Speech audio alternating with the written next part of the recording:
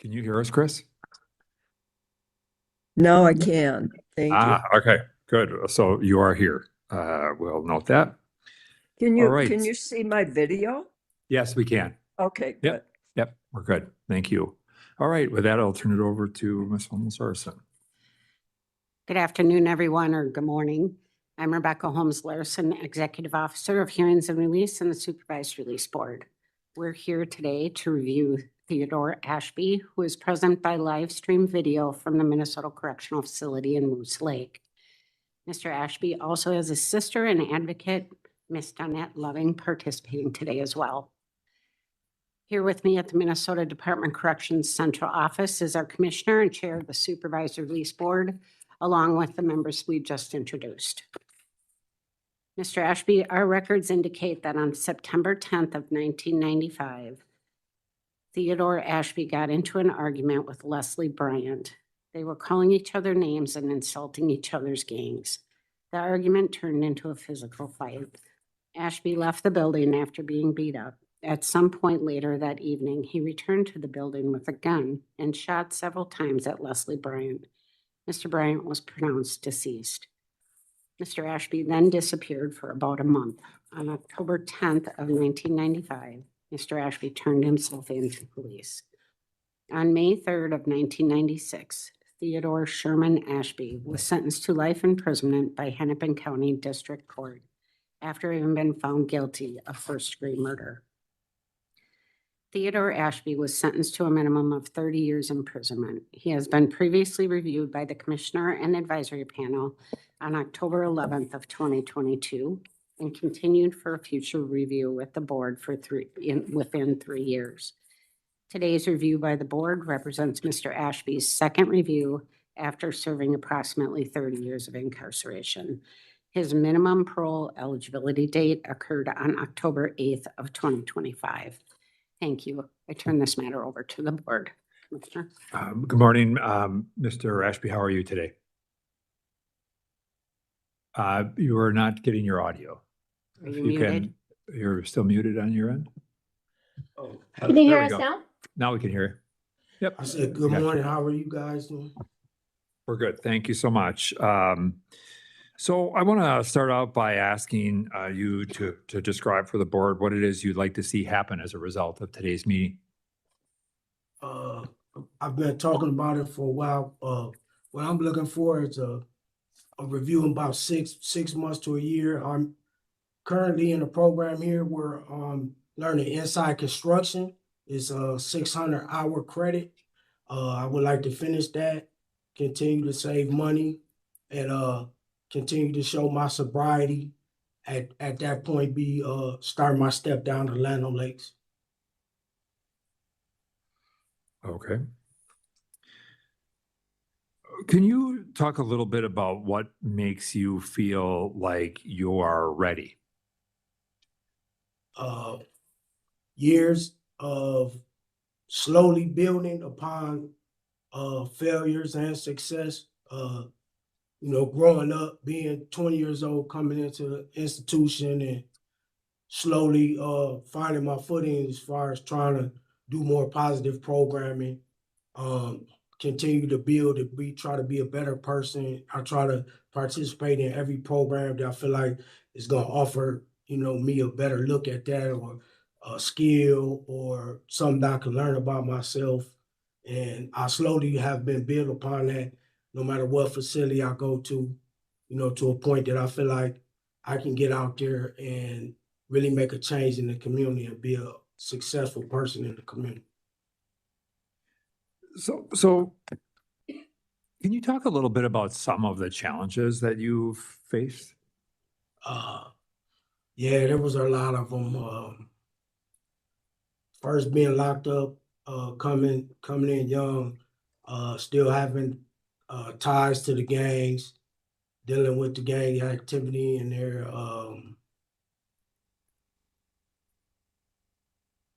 little bit of, being young, doing it, getting caught with hoops.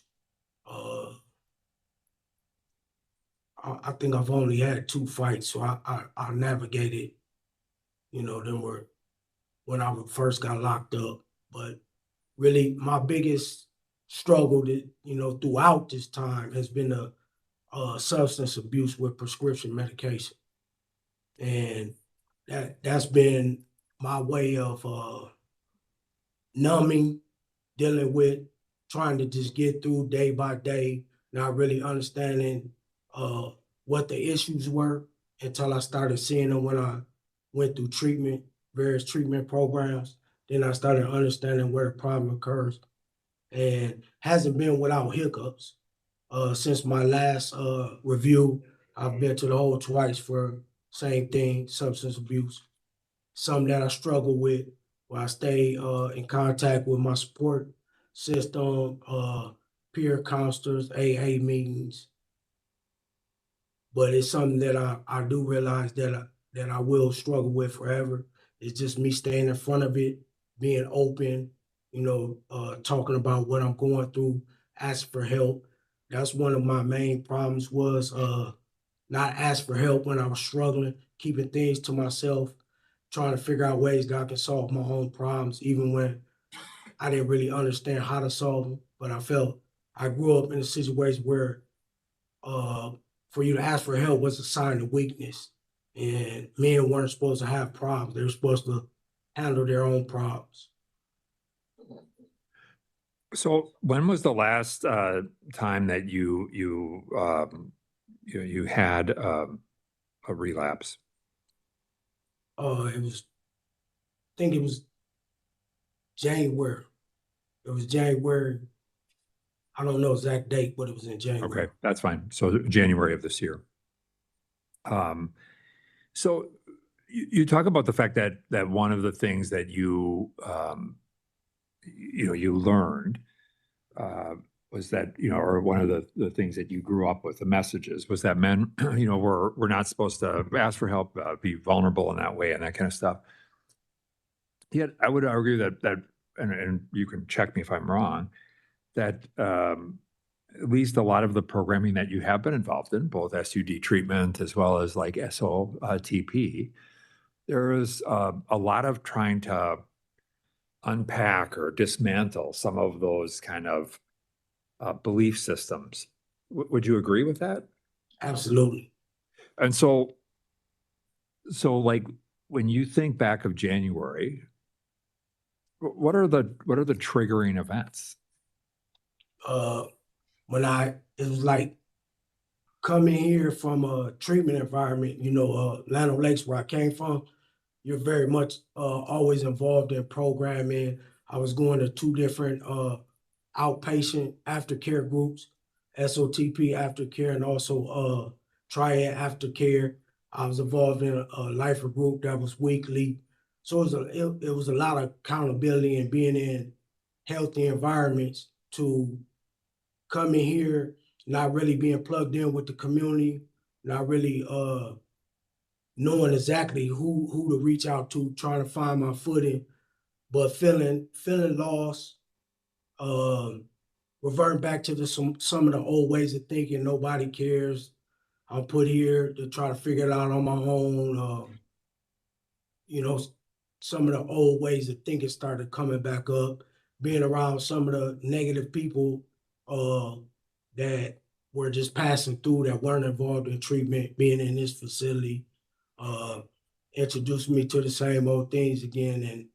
And at that moment, instead of reaching out, I chose to take the easy way out. So what's the lesson? What's the lesson in all of that? Reaching out. And while I was in treatment and in Triad, we were always talking, having meetings every day. So it was easier for just to get that out in the flow of things without me actually having to ask for help. So the help was already there. Everything they taught me, I never had to put it in use, as far as me getting out of my man box and asking for help. And coming here was the first time where I was out of that situation and I had to make a choice to ask for help. And after I got out the hole, I couldn't get a job. I kept putting in. I didn't have a job for almost 6 months, but I kept putting in for a job and I was finding myself in a bad place, but I had to make a decision. And that was the first time that I actually ever, since I've been in treatment, had to use the things that I was taught, and I reached out for help.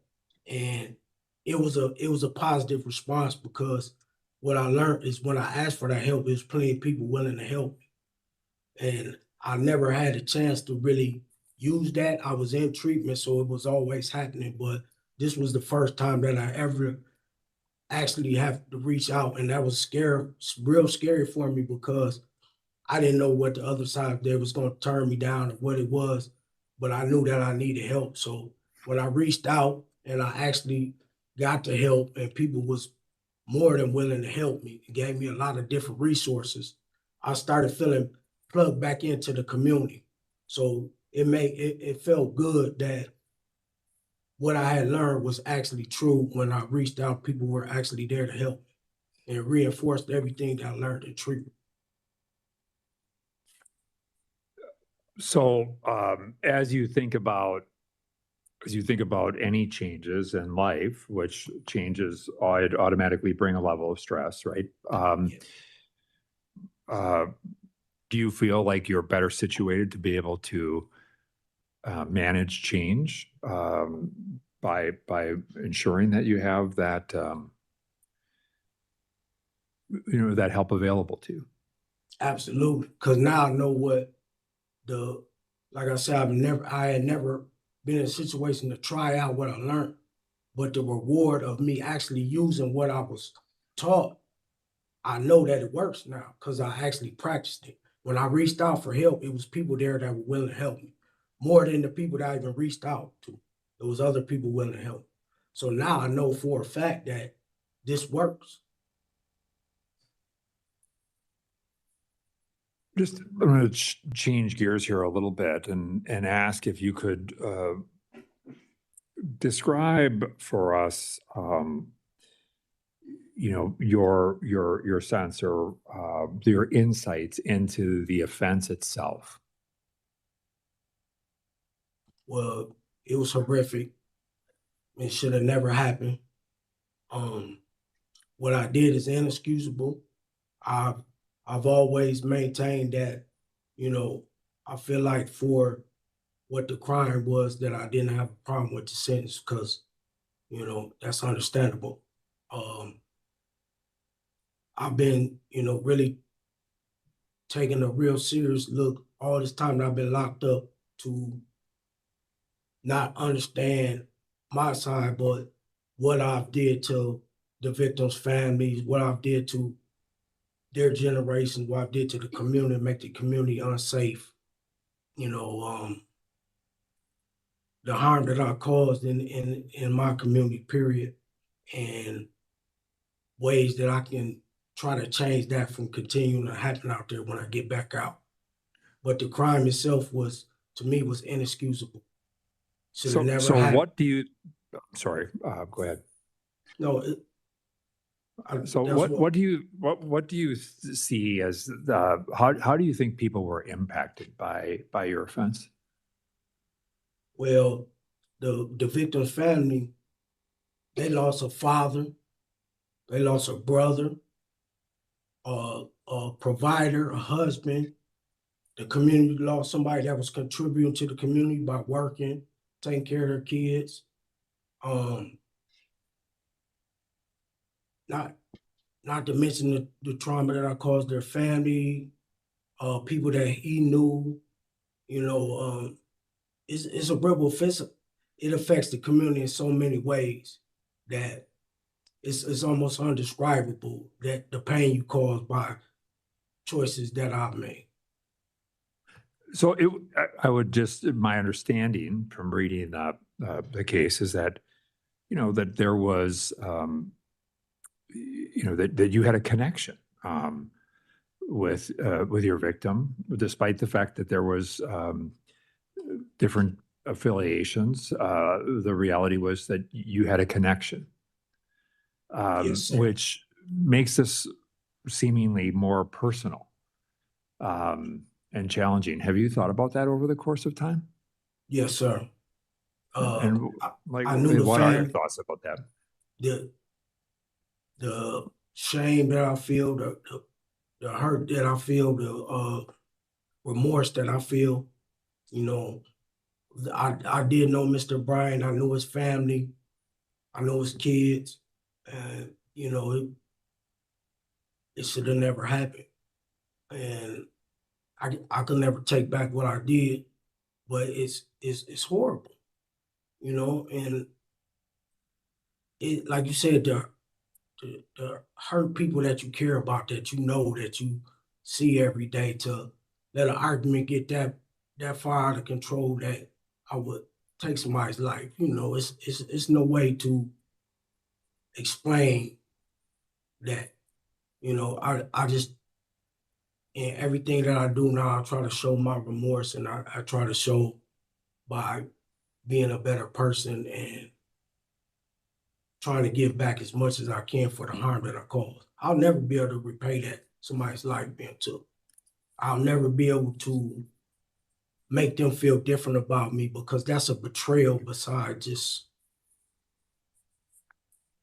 you know, somebody coming in doing something. I knew them personally, so I can't imagine, you know, what they feel. I just know that every day that I wake up, I think about that, and you know, I wish it didn't happen. And I try to do my best to show that I am remorseful, and that I'm working to try to make amends where I can. You know, why, and I'm talking about the community in the broadest sense, as well as the victims, however they may feel. I can't speak to, but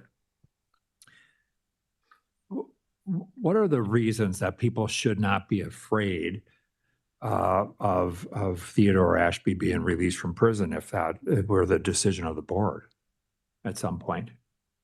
I am nowhere near that 20-year-old young man that I was 30 years ago. Foolish, didn't understand his emotions, didn't understand how to react, how to deal with things, very childish, reactive. I've did extensive treatment, and also looking inner-wise to try to change. You know, every day I wake up, I try to better myself. I'm much humbler, kind, understanding, thoughtful person. And anybody that has come in contact with me knows that about me. Physicality is not a part of me anymore. You know, kindness, helping others, trying to bring the best out of other people. I think of others before I think of myself now. I want to help. I don't want to see anything hurt. I don't want to see anybody hurt. And that's what I dedicate my life to. Even upon release, I continue to go out there. I want to help the community of Minneapolis. I want to help rebuild, help some of them younger kids in some of them troubled situations that I found myself in, help them make a better path. And that's what I plan on dedicating the rest of my life to, because I feel like I owe that to my community. That, and I really appreciate that. Can you see a level of irony in that, in the sense that on the one hand, I hear that and I believe you, and on the other hand, just, you know, if one of the ways that you do this is what you demonstrate in your life, that just, you know, the January kind of use incident, can you see how that the two butt up against each other, what I hear you saying and then what actually happened?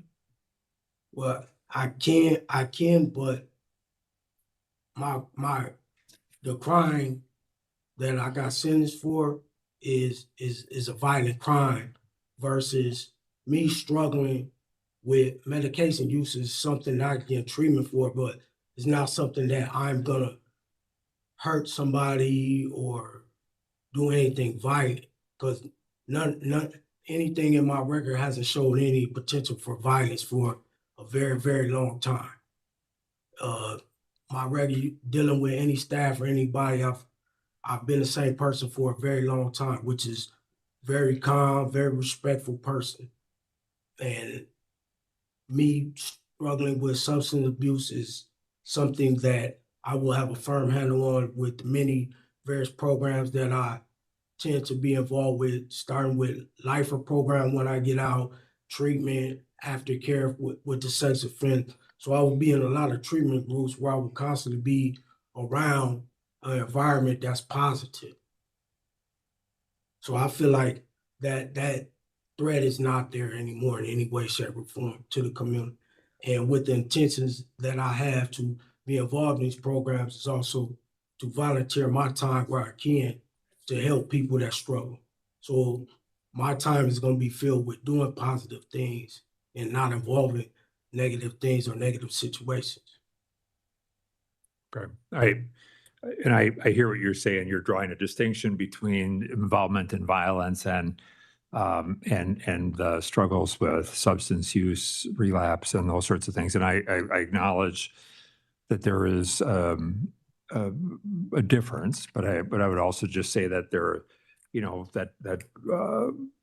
I think you might agree that the use of substances can be destabilizing.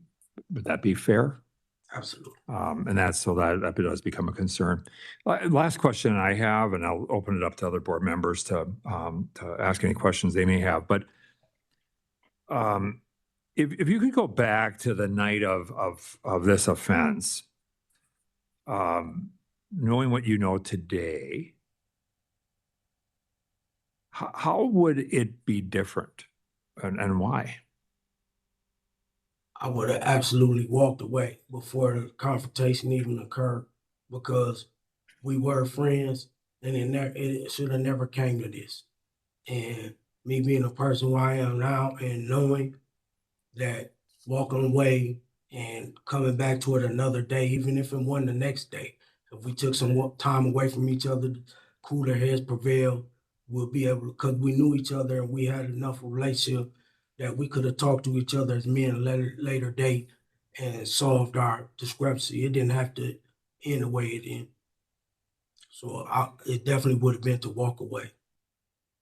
And what makes, and when you say that now, that if from the lens of today, what is it that makes you so sure about that? Knowing that life is precious, understanding that when you take a life, you can't get it back. There's no coming back from that. And nothing should ever come to that in life. That you can always find common ground. Even when you don't agree, you can agree to disagree. And it doesn't have to be any violence or anything into any disagreement that you have. Because if you can't talk to a person right then, you need to learn how to walk away, let things calm down, and then come at it for cooler heads. Even then, when you come back, they might not want to talk to you, but the situation's already diffused, so you can leave it at that.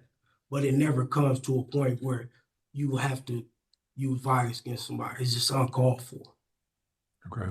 I spoke too soon, but I just was going to ask one other thing. But just if you were to just happen to be out in the community and you came into contact with a family member, whoever that would be, of your victim, what would you want to say to them, assuming that they would ever want to hear you out? What would you say? I would tell them that I'm absolutely sorry that I can't take back what I did, but I regret that ever happened. And whatever I can do to help them get through it, whatever they need from me, and I will mean that from the bottom of my heart that whatever it is, talk, whatever they need me to do, I'm willing to do it. Whatever question they have for me to answer, whatever it is they need me to do, I'm willing. Thank you. I would open it up to board members to ask any questions of Mr. Ashby they may have. I'd like to ask a question, Mr. Ashby. What is your understanding of the impact Joe, that, can you bring your mic a little closer? is it yeah, closer, I think is. Can you hear me okay now, Mr. Ashby? Yes, ma'am. What is your understanding of the impact that this offense had upon the victim's family? Um, I can't imagine. I know right away that being thought about it for many years, it just, I took somebody away from them. I took a father away. He had 2 little girls. I took them little girls' father away from them. I took the father of mother's children away, a provider. His mom, I took her son away. Them having to grow up with a family member, the kids having to grow up without a father. The mother, kids having to raise kids by herself, single parent. Every birthday,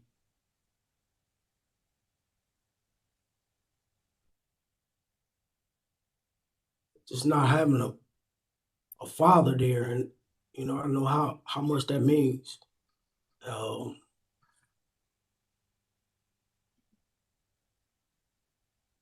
It's so many different ways that, and then growing up without a father, how it can change somebody's life for the bad or good. The community not feeling safe. It's a lot of, my one action hurt a lot of people in a lot of different ways that I probably never fully understand. But I know it did a lot of damage. Do you think it changed their lives drastically Yes, for ma'am. the worse? Yes, ma'am. Are you now involved in restorative justice programming? Yes, I took the class, both classes. I signed up to be on the board, but it's a waiting list, so you have to wait till your turn comes up for the opening on the store to be on the committee. But I've took both of the classes of restorative justice and silent crime.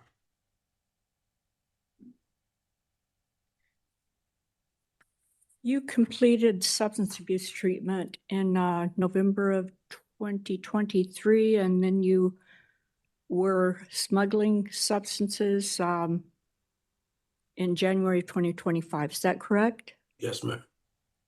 What are you doing now in terms of continuing to address substance abuse issues, since that apparently is a major problem with you? 10 AA meetings, and we have it's a peer mentorship where I don't know the exact name, but the mentor peer recovery specialist. So I check in with it's kind of like a mentor. He comes every Saturday. We have a check-in, and then every Monday there's AA meetings that I attend.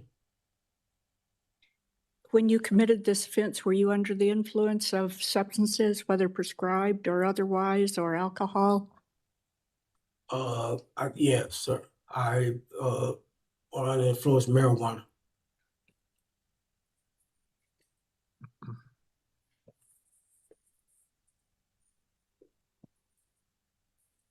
That's all I have for now. Thank you.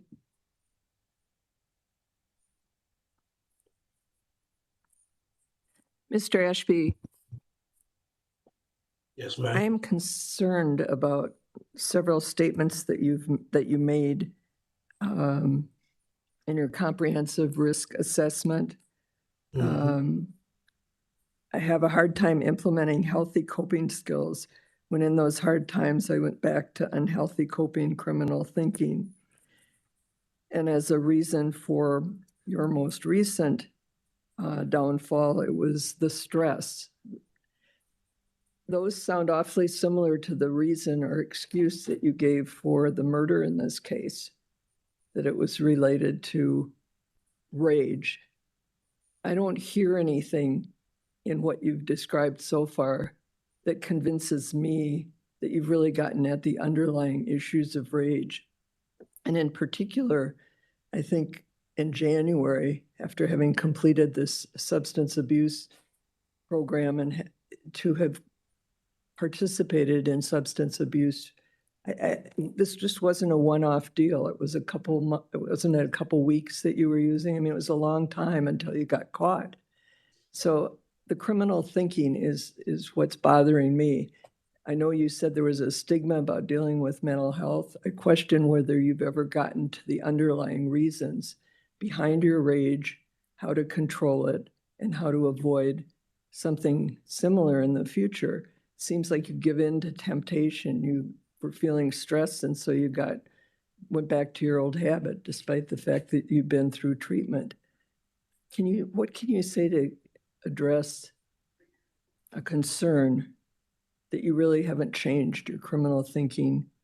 You really haven't gotten control over your rage. You really haven't addressed underlying mental health triggers. Yes, ma'am. Well, I have.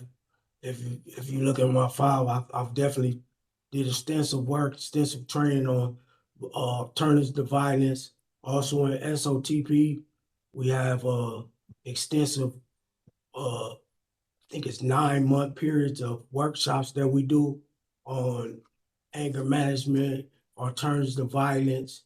So I've looked at it in the various different ways, and I would probably say today that rage isn't a part of me anymore. Far as the criminal thinking, that's always been a concern in my treatment as well as me developing myself, because that's the environment that I came from was criminal minded environment. So it was a way of life for such a long time that it wasn't a thing that just would you get out of that way of thinking from living that way so many years, not only on the street but being incarcerated is a form of the street life mentality too when you're in prison doing time. So me being a part of that environment so long, being ingrained in a certain way that it's a lot of work, and it's constant ongoing work to not be a criminal thinker, not in incidents. But I feel like I have demonstrated I have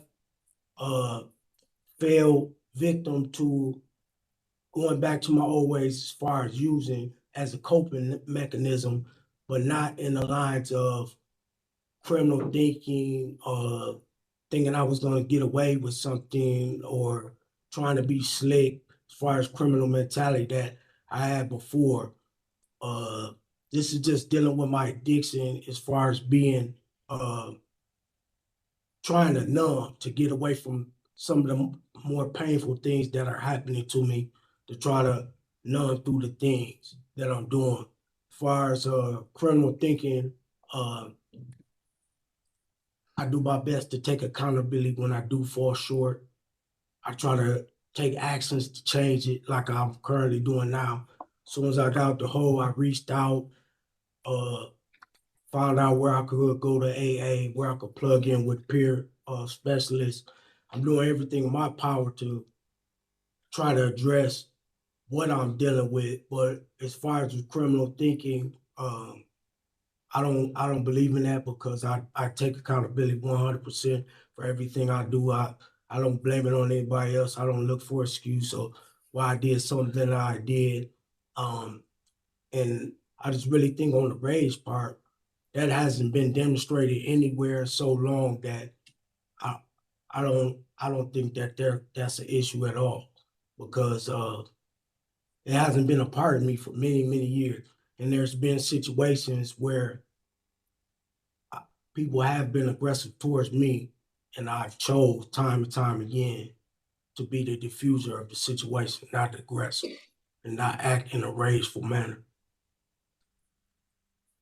So do you dispute that you said on August 25th of 2025, I have a hard time implementing healthy coping skills, when in those hard times I go to unhealthy coping criminal thinking? Did you say that? Did you say that? Yes, ma'am. But it was in the context of the question that he asked. It wasn't saying currently. He asked me in the past, how have I dealt with certain situations to get to the place of where I am now. That's where we was talking about the situation of progression. So when he was asking me, he asked it in the totality of, okay, where were you when you were struggling at your worst, through situations of how do you feel like you have a handle on it now? So it was asked not in the context of how do you feel right now? It was, what were your problem areas then? What did you struggle with? And I was open and honest. So I told when I had them problems to where I got to a point where I am now. It wasn't just stating that right there, is that it was totality of the question that he asked. What is your understanding of the potential triggers of your relapse? Not being open. I understand now that my biggest downfall for me always been feeling like I gotta handle everything myself, trying to find solutions for whatever I'm going through inside my own head, and not reaching out to nobody, not telling nobody I'm hurting or I'm struggling or I need help or I need to talk to somebody about something. And that's always been my downfall, because that's what led to wanting to numb, because I'm dealing with all the pain and suffering inside myself or decision making within myself. And I'm not always the best decision maker. So when I get outside my own head and ask other opinions or talk to people, I'm also letting this off my chest, and I'm also getting help. I'm getting helpful insight, somebody that's showing me alternative way of thinking. And now I understand how crucial that is to me being successful. Is being open and honest with everything that I'm going through. Thank you, Mr. Ashby. Mr. Ashby, I have just a couple questions. And I recognize that you're doing a lot of work, so I think I appreciate that. In 2025, you were given a directive to cease communication with Ebony Cotton. Could you talk to us about Ebony Cotton and your relationship and why you got that directive? Yeah, I think it was a long, that was like, I don't even know what year. That was like, I don't even know what year that was. I think it was, 2025, according to the records nah, we received. nah, it wasn't. It was, I show 2005. I show 2005. Oh, And I'm sorry. one of the records. but I would still Okay. explain that to you. What it was, ma'am, is that I wasn't honest with that female about my time. And I lied and told her I was getting out, and I really wasn't. And when she found out how much time I had and what I was in jail for, she absolutely didn't want nothing to do with me. So she called up here to cease contact. Thank you for that. And I apologize for having the date wrong. You took a financial accounting class, Yes. and I'd like to know what you learned, because you said you're terrible at money management and you've received your money from community members. So Yeah. what did you learn in that class that's going to help you when you get out? Where to how to put, you have to put your priorities in order. One of my main things in here was not always having an understanding that I might be getting out one day. So having my snacks and things like that were comfort to me at the time. Understanding responsibility and knowing what your priorities are. That's, and that's part of being honest with yourself and also to my people, like since I've been here, I haven't really had a chance. I just started working in construction. I've got 2 checks at about $25.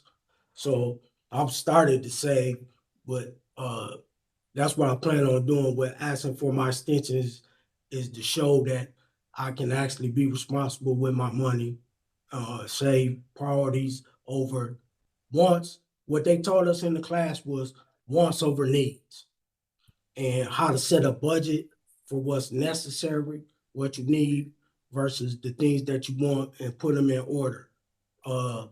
I also read a book on how to put up savings, what the percentage is, what uh they call it emergency savings, what you should put in. Though I ain't that advanced in saving right now, but it's for me it's doing the wants over needs. So it's figuring out my budgets, priorities, what I gotta pay. I plan on getting a direct savings account. So my check goes right in there. The things that I can set up to be paid out the direct account, I would try to set them up there. And then I have to be responsible for my other bills. But instead of looking at things that I want thinking like a child, I have to think of as an adult. I've I've never lived uh free as an adult. I got locked up when I was 20. I was adult legally, but I still lived with my mom. She still paid bills for me. So I never been on my own. So it's getting into that frame of mind. It's a whole lot. So who does send you money? Is it your mother? No, my sister, yeah, sister mainly. Then I have a couple friends that I knew from when I got out there. If I call and ask for something, they'll send it. Thank you. All right, Mr. Ashby, I want to turn now to your sister, and we thank you so much, ma'am, for being here today, Ms. Lovington. But I want to open the floor for you to provide whatever thoughts you want to share relative to your brother and the changes you've seen in him over time. Well, when my brother was younger, yeah, it's true. He was gang banging. He was angry as a young man, which in our community, our neighborhood, as I'm sure you all, see television, see the news, in the communities we live in, it is a lot of anger, a lot of survival, how we have to survive out here. We worked hard. We come from a very good family. We didn't come from, we came from a mother, a father, a grandparents who cared a lot about us. My brother took a bad road, and he harmed someone. And as we've talked over these 30 years that he's been here, I have seen him grow. I have seen the remorse that he has for his actions. And I have heard the heartfelt in his heart how he feels how that destroyed families. We see it constantly. So a lot of people don't come from where we come from. We see this constantly where the young men are getting murdered and the families are very much impacted by it. But I feel that he knows in his heart, and I feel if he had the chance to relive that moment and relive that life, that what he knows now, he would apply and be a different young man. I don't think he ever meant, for any of this to happen, but it's happened, and I know he would try, like you said, if he were to run into that family, what could he say? You really can't say anything, but you would want to let them know, hey, I am sorry. I didn't mean for that to happen those many years ago. Me and my brother talk all the time. He's lost his mother, his father in here, several family members that were his uncles. He's been sitting in here for such a long time. And we talk every day about how he would be in the community, how I can help him to cope and how to reach out. Me and my brother, we've always been very close. I work in the community. I work for the public school system. So I see every day, how people have to learn to cope. I work with community-based programs that I've already talked to them about, this situation with my brother, where he would have mentoring and have help out here as soon as, he was able to be to be out in the community. He already has a basis of people that want to help so much. And I know that, he's learned how to pray and how to, what do you call it? Meditate. Meditate a lot and try to be self-aware and how to change self. He's helped me a little bit on the meditation and prayer and really just being self-aware of what's going on. I know that he did have a setback, and I think that he's even learned a lot from then. He's been working so hard. He's taken everything. I mean, 30 years he's been in here. I've never seen anyone in here take accountability and be so positive, have something positive to say on a daily basis after being incarcerated for so long. And I just want that to be looked at, and I hope that you see this man has really changed from 20. Anyone in our family that knows and talks to him, his own father that I brought to see him at Christmas said, my gosh, he expected such a different young man at this age, and he was so impressed and of his way of talking, of his way of educating. He was like, your mother would be so proud to see the man that you become. And so that's just kind of my heartfelt thoughts on, Thank my you for, brother. yeah, thank you for that. I really appreciate you saying that. And, I just want to say that I think, there is no doubt that Mr. Ashby, you've done, a lot of work over the course of time. And that's noted and appreciated. Mr. Ashby, before the board begins discussion and deliberation about next steps, I want to briefly open the floor to you for any final comments. I just, reiterate what my sister said. I I feel like the only way that I can truly show remorse is by my actions.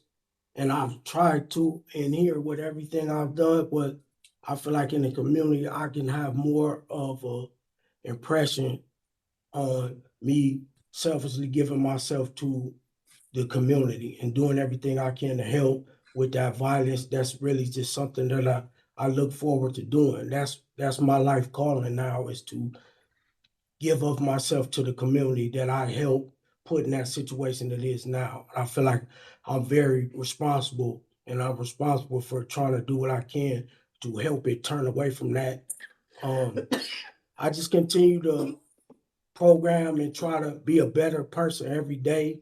Like my sister said, with meditating, it's taught me a way to be able to uh, center myself, calm myself. That's why I say with no problems that I don't feel any rage or violence in me. I'm a very positive, calm person, and a lot of that's due to meditation and self-centering, finding myself. Um, I just hope that I get the chance and the opportunity to show everything that I've learned in here and be able to help somebody else, because it's only so much you can do in here with programming, and then it becomes a point of, if I'm doing all this programming, when can I use this to help other people? So I'm willing to do whatever it takes to prove to this board or whoever else I need to. I'm not gonna stop working. I'm gonna continue working. Tomorrow I'll be going right back to inside carpentry, where we're building tiny homes for veterans right now. Something I'm very proud of. We're building it from the ground up. We're doing everything. We built the framing, the house. We're doing the plumbing. We're doing the flooring, the painting. We're building it from nothing to something. I'm very proud to be doing something for somebody else, especially I couldn't think of somebody more deserving of that. So I'm very proud of that. I'm looking forward to finishing off that program. But I just would just continue to work and be better and demonstrate that I have my sobriety, you know what I'm saying, better handled. And I will continue to work on it. Can I say Thank you. one more thing, please? Yes. Go ahead. And the last thing that I want to say is just that my brother has lost so many people in here, and we just want a chance as a family to see him on the other side. You know, I feel like I'm the eldest, and I'm already almost 60, not saying that that's old, but with the I hope not. I hope you're not saying that to anybody. the way the world is with people dying of cancer, and we just lost a friend his age to cancer, just suddenly full-blown stage 4 cancer. And I just would really like to be able to hold and talk to my brother daily and take him to church with me and just see him flourish out here. And I just wanted to say that. Thank you. Thank you. All right. With that, I'm going to close the discussion, and during board discussion and deliberation, the board will not entertain any questions or allow interruptions. And with that, I would open this to the board for discussion or thoughts of next steps. Definitely needs to do something further in terms of substance abuse. Oh, Yep. sorry. Yeah. Definitely needs to do something further in terms of substance abuse. And so, of course, deny parole at this time, but I'm not sure what is offered for continued substance abuse. He is currently attending AA and NA, he says. But even while doing that, he has engaged in the use of substances. And so that is something that is going to take, I don't know, 2 years. I wondered if one of the things he said was stress management. And that's why that was his reason for taking the medication. And I wondered and it was related to moving to Moose Lake. So it made me think whatever we do and however long we continue them, I think a move, at least one, if not more, would be good to kind of help him test that out. I hate to disrupt the job stuff he has going on. I think that's my biggest concern that way, because money management is clearly an issue for him. Let me just see if there's what the thoughts are around this. If we were to deny parole, continue him for a period of 24 months, 18 months, he's got about a year at let's say it's 6 months, 9 months, whatever, in the building program that he's in. I think it said 6 to 12 months, but you know, whatever. I think there's a couple of phases to that, as I recall from the last time we had seen somebody that they had talked about that. But let's just say he was there for I think there's a couple of ways we could do this. We could do this where he stays there for a year. And then I'd like to see him move the Faribault. Again, this is about a change, about exactly what you're talking about, remember, Braid, just this chance to kind of be in a different environment. And then if he did 6 months so he 12 months at most, stayed there, finished the programs, moved to Faribault Medium, and managed that transition for a period of 6-ish months. And that would be about 18 months. Assuming that went well, he could go to Faribault minimum. And then he would be seen, and at least we would have a chance. He would have to demonstrate during this time participation in AA, any aftercare. I think it would be a good idea for him to kind of put that burden and responsibility on him to reach out to behavioral health, to address kind of skills and coping skills around stress management, change management, some of those sorts of things. But what it does is it provides him with at least a way to envision the future, and have some moves that I think would allow me to feel a level of confidence about his ability to manage this change, because I think as he talked about, we've heard that would be important. And I think, just to have him demonstrate his active engagement and the recovery stuff and chemical health stuff, and then obviously to remain discipline free. So I just would launch that as well, why don't I just make it in a form of a motion? Second. Okay, motion in a second. Other thoughts? I'd develop a release plan during that time that demonstrates an ability to save and manage money. I think that's a really, I think, tightening the release plan and really kind of fostering that. And I think, obviously he should, because he's stepping down with this plan if it goes together like this. All right, there's a motion in a second. May I inquire, Yes. if there were another relapse, would that? Yeah, this is Wait, conditional. This would be conditional. And so if there were another, disciplinary incident like this, we would be, then he would be continued in medium until such time as he would be seen by the board Thank you. at the 24-month period. So there is both there's a lot of carrot here, I hope, and a little bit of stick if that doesn't come together. Motion in a second is on the table. To the motion, Board Member Bray, Yes. Board Member Earhart, Yes. Board Member Ramstad. Yes. Schnell votes yes. Unanimous vote of yes. Mr. Ashby, you've heard the discussion here. We want you, and I hope you hear in this, while you may be focused on 24 months, but there is step down built into this, right?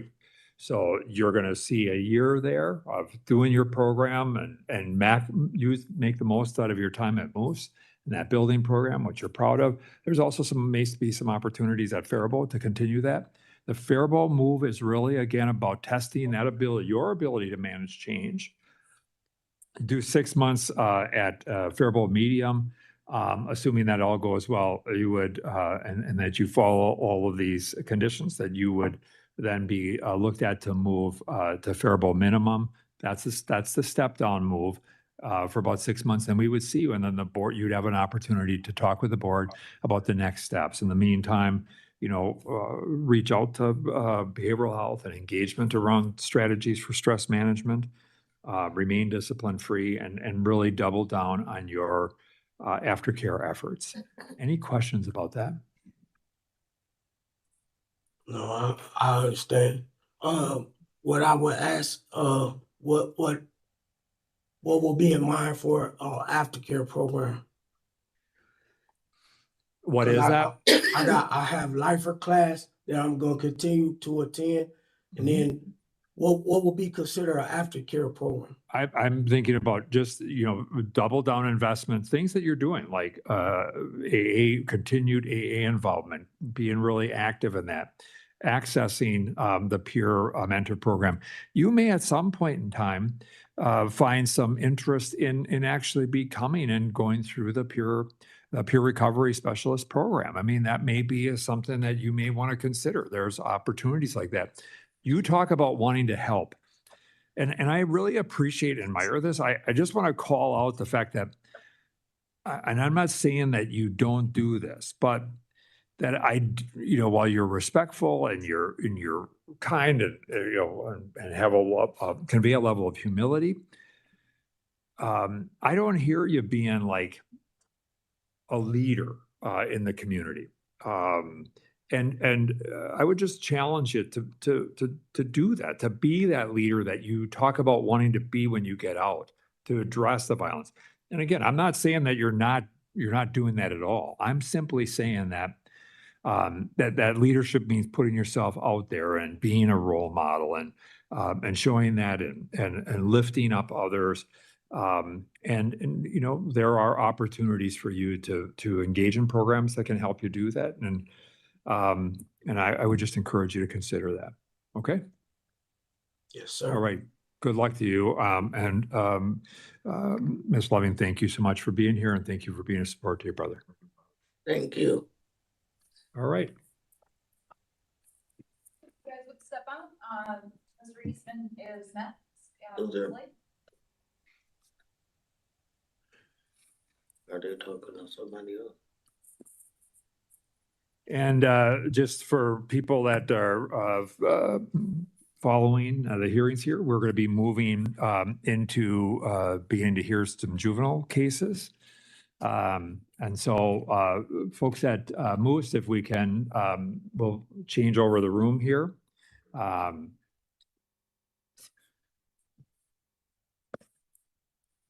You all, can they hear us on? Folks at Moose, can we have you change over the room so we can bring Mr. Eastman in? Yep, he's waiting out in the hallway. Okay, great, thank you.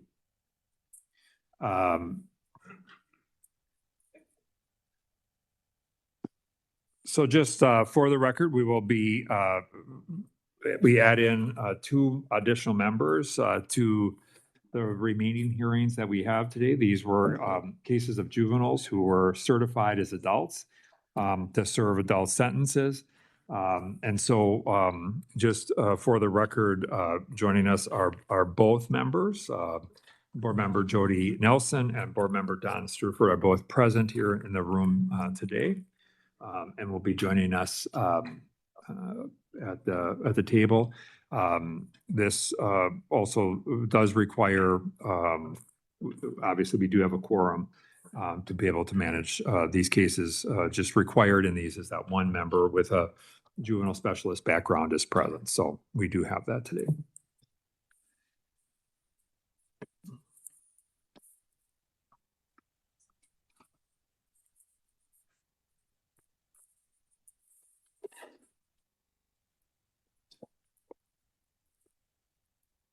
And we have That advocate.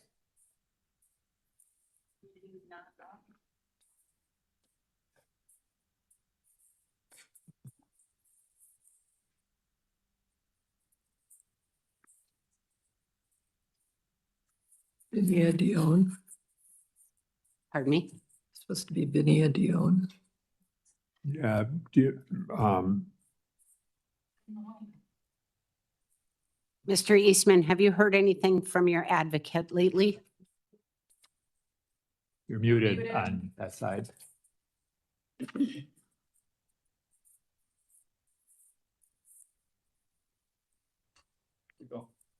Yeah, I talked to him a few days ago to remind him about the hearing, so unless something happened, he should be here.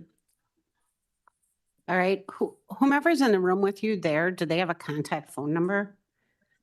I'll take a look. Thank you. See if you can get a hold of them.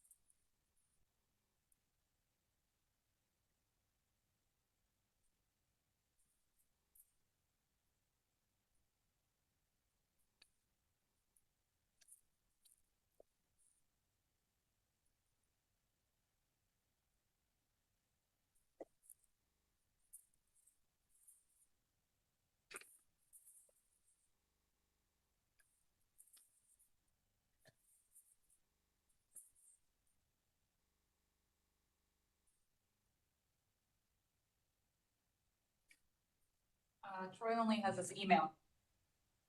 The caseworker only has his email. Okay.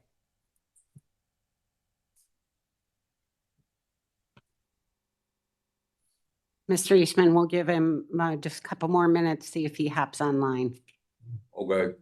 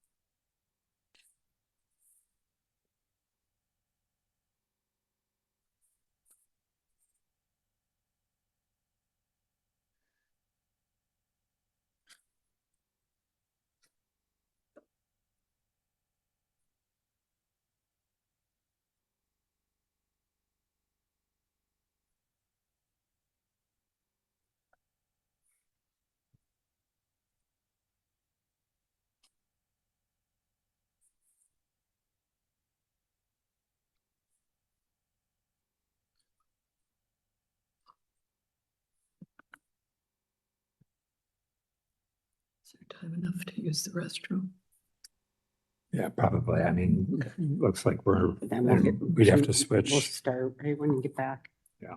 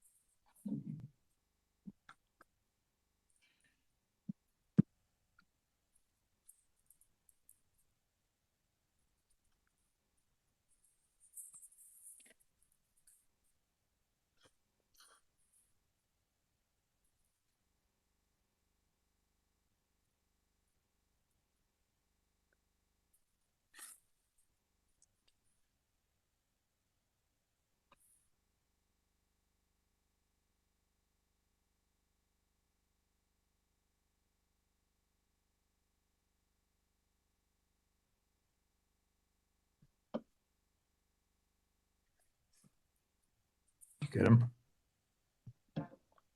Wonderful. We can start the record, establishing the record. All right, Mr. Eastman, it looks like your advocate has shown up. Okay, I don't want, okay. Thank you. We have one board member that'll be stepping in the room here just shortly. I'm going to get introductions started. My name is Rebecca Holmes Larson. I'm the Director of Hearings and Release in the Supervised Release Board. We're here today to review Justin Eastman, who is participating through live stream video from the Minnesota Correctional Facility in Moose Lake.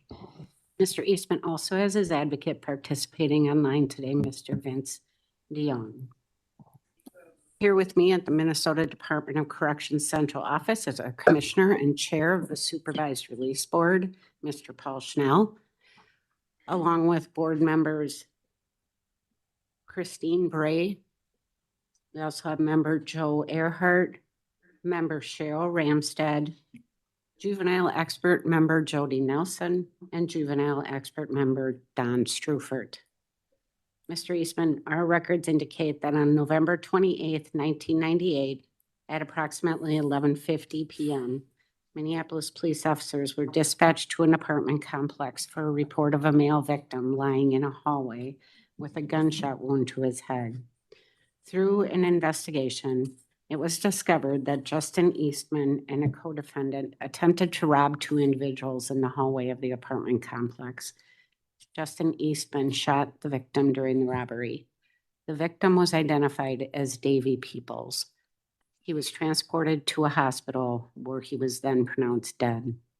On July 27th of 1999, in Hennepin County District Court, Justin Wayne Eastman was sentenced to 480 months to serve a minimum of 330 months incarceration for the offense of second-degree murder.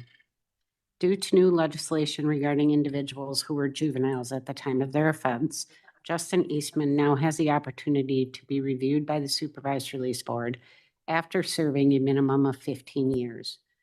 On April 2nd of 2024, Justin Eastman was reviewed by the Commissioner of Corrections and his advisory panel. He was continued for a future review by the board in 1.5 years. Today's review represents his second review after serving approximately 26 years of incarceration. His original confinement release date is January 4th of 2027. Given the changes by the legislature regarding juvenile cases, Mr. Eastman is eligible to be considered for release as of December 7th of 2013. Thank you. I turn this matter over to the board. Commissioner. Good afternoon, Mr. Eastman. How are you today? I'm good. I'm ready. Good. I'd like to start by asking you to talk about what it is you'd like to see happen as a result of today's meeting. So I've talked about it with my case manager and my counselor and numerous other people, but to have the opportunity to get early release, and from there, like start the plan that we've talked about, which is I want to go to school, do my culinary arts. But before that, while I'm doing that, like do the step down and like the aftercare of my treatment, so like work release, and work myself back into being in a free world. And I think like I feel having that structure for me is good, and not just being released directly to the free world. So that's the path I see that I want to take and that I hope to take. Can you talk about what makes you feel like, you're ready, or that we should be ready to put you on that path? What makes me feel? I mean, I admit it's a lot. It's a lot to think about, just coming from the being in prison so long and having my train of thought just be in here. But I mean, I do feel I'm ready, and I mean, I it's hard to say, but I feel I'm ready just to start something new with my life. Just because I've been in prison so long, like I'm like allowing myself to think about a future, not with this. I know I'm gonna have to be involved in the DLC somehow, some way, but just having the opportunity to do something different with my life, to affect like my nephew, who I build a relationship with. So not that I put it on him, but I look at him and see myself. So that's part of me, like helping him, helping myself, like be like positive and not like doing this type of thing, living this type of life in prison, and uh like just be stuck in this same cycle. So I mean, I think about it every day. I mean, I think about the lives I affected, so I definitely want to like do something different and affect in a positive way. You have a hard out date, right? January of 2027. Yeah. You're out, one way or the other. Yeah. And I think the key question I mean, it seems like there's a couple of questions here for the board, and frankly for you, as it relates, is what puts you in the best place to be ready for that, and two, like, how do we mitigate any risks? I'm assuming you've had a chance to review the materials. Did you, for instance, review the psychological or the assessment report that was done? Yeah, the comprehensive risk assessment. Yeah, I had. Yep. Yep. Oh, What were your thoughts about that? I mean, it's like for me, like reviewing something coming from from a different perspective. It came from my mouth. Everything I said on it is just, I mean, sometimes I can't like. It's not hard for me to believe, but just to like if I try to remove myself from myself and look at it, it's just, I don't know. It's kind of like jarring a little bit to see how the life I've lived up to this point, and as far as like what like how I feel about it. I mean, I mean it's my life. I can't change it. I can only change the future or be on the path to change that or live bit better, or you know. And the things that are in place to help or make you guys realize or come to the conclusion is the stuff that I plan with myself, and the things I talk about as far as like having structure in my life. That's why I said like I want to do the step down program or aftercare for sure. Work release where I could get a job and go to school, because I mean, them things I really want to do, just because I missed out on it as coming to prison so young. Like them were like ambitions that I have and want. I think what I appreciate is that, your willingness to try and look at that both as a reflection of some of the realities of your life as it was, and some of the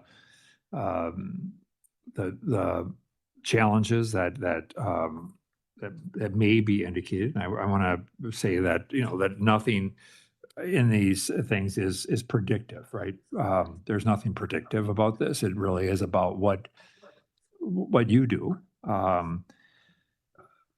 But when I think about things like there was a slight reference in there to the fact that you may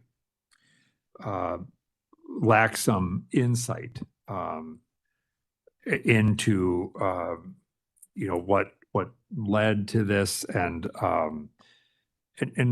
when I read that stuff, I think to myself, I worry sometimes that if people don't have a level of insight into like what caused them to act. And again, I understand your age, you were young, but even now today, to articulate in a clear sense of what that is, and then the ways in which some of these issues have permeated even your life during incarceration. And I understand that that's not an easy place to be either, coming in young. But the biggest thing I think for me, just speaking for myself, is the fact that I want to make sure that we are using a little bit more than a year, 14, 15 months, something like that, is what we have left with you, and in the best way possible. But I also don't want to expose the community to additional risk during this time. Does that make sense to you? Definitely makes sense. And like me articulating myself is like that's my fault. Like I'm still kind of nervous being in front of the board and all that. And as far as me, like me not having insight on up to this point for my crime for this. I mean, I have insight. Is it as far as what happened? I understand. I take full responsibility. Like, is it me being on that path as a young kid and not like caring about the situation or even realizing or understanding fully the situation I is? But I mean, like say I like at the point living in the moment, like not thinking about that. But I mean, and the effects I've had on the community, on my victim family, on my family, on myself. I mean, it's happening right now. This is the effect. So I have insight, but as far as me like being able to articulate that, that's like I understand. So I mean, I don't want you to think that I don't. Like, geez, I'm kind of nervous right now a little bit. No, I'm not trying to make you any more nervous. And I appreciate this. This would be challenging for anybody. But let me ask this. So it seems like over the course of time, a lot of your peer associations, and we know the research tells us a lot about, antisocial or pro-criminal peer associations can oftentimes influence us, and we're swimming in that water, right? It just becomes the way we go. And it seems like over the course of time, that has been a lot of your social network and those sorts of things. first of all, would you agree with that? And second of all, to what extent do you think you could establish a network that is fundamentally more pro-social and those sorts of things? And because that seems like it's going to be important to your success as it is for almost all of us. I mean, I definitely agree with the first part of the question. Like, so I mean, if I explain a little bit, my peers, my associations is who I grew up with, from like being in the free world to prison. And I mean, like, in prison, it's not the most positive environment. So Agree. Coming to prison and getting 40 years at the age of 15, 16, I had enough sense in myself to like, man, well, this is my life. So this is what it is. Like I didn't see no future for myself to get out. So I didn't think about getting out or being in the world. I thought about prison every day, day to day. And I mean, who I'm around definitely influenced me. So I just fully dived into it and didn't think about nothing else. So like, yeah, that definitely influenced me like a lot. Probably the most influence I've been growing up in this. And like, as far as getting out and having that support, like Vinny Dion, he's lived that same life. And I look to him to be one of my biggest supporters because he's doing good. Like, he's done that. He's on the path to doing what he's doing with everything he got going on. And not only him, but like, I got enough sense in myself, and like, I'm not dumb enough to understand that I need to separate myself or let the more what you say Pro-social, positive. Yeah, positive influences. Like, I accept those willingly with coming from whoever, even if it's constructive criticism, even if I don't like it, if I know it's like the right thing to do, living a better life, I accept that, knowing I can affect like my nephew, not only my nephew, but like my brothers or my sisters and other people I have effects on or influence on. I know that. And I mean, like, I'll be stupid not to like embrace that and challenge myself to like take heed to what people are telling me. Everybody, negative or positive. Okay, I appreciate that. I'm going to open the floor to other members, board members, to ask questions of Mr. Eastman. Hi, Mr. Eastman. I'm curious about, Jody? Sorry. Hi, Mr. Eastman. I'm curious about your culture and your embrace of your culture, and if you consider that or those communities to figure into your plan to be around pro-social communities and activities. What can you tell me about that? As far as my culture, yeah, definitely. I participated in like, I used to be a grass dancer a little bit when I was like 10. But I mean, like, be honest, I learned like basically everything I know about my culture in prison, being in here, like from our resource people that come in here and the other guys that embraced it fully know more than me. But I mean, like, I've helped be a firekeeper. I was never a pipe carrier, but I helped set up the sweat lodge, the rocks. I've sweated multiple times, which getting in the sweat lodge and praying and smudging.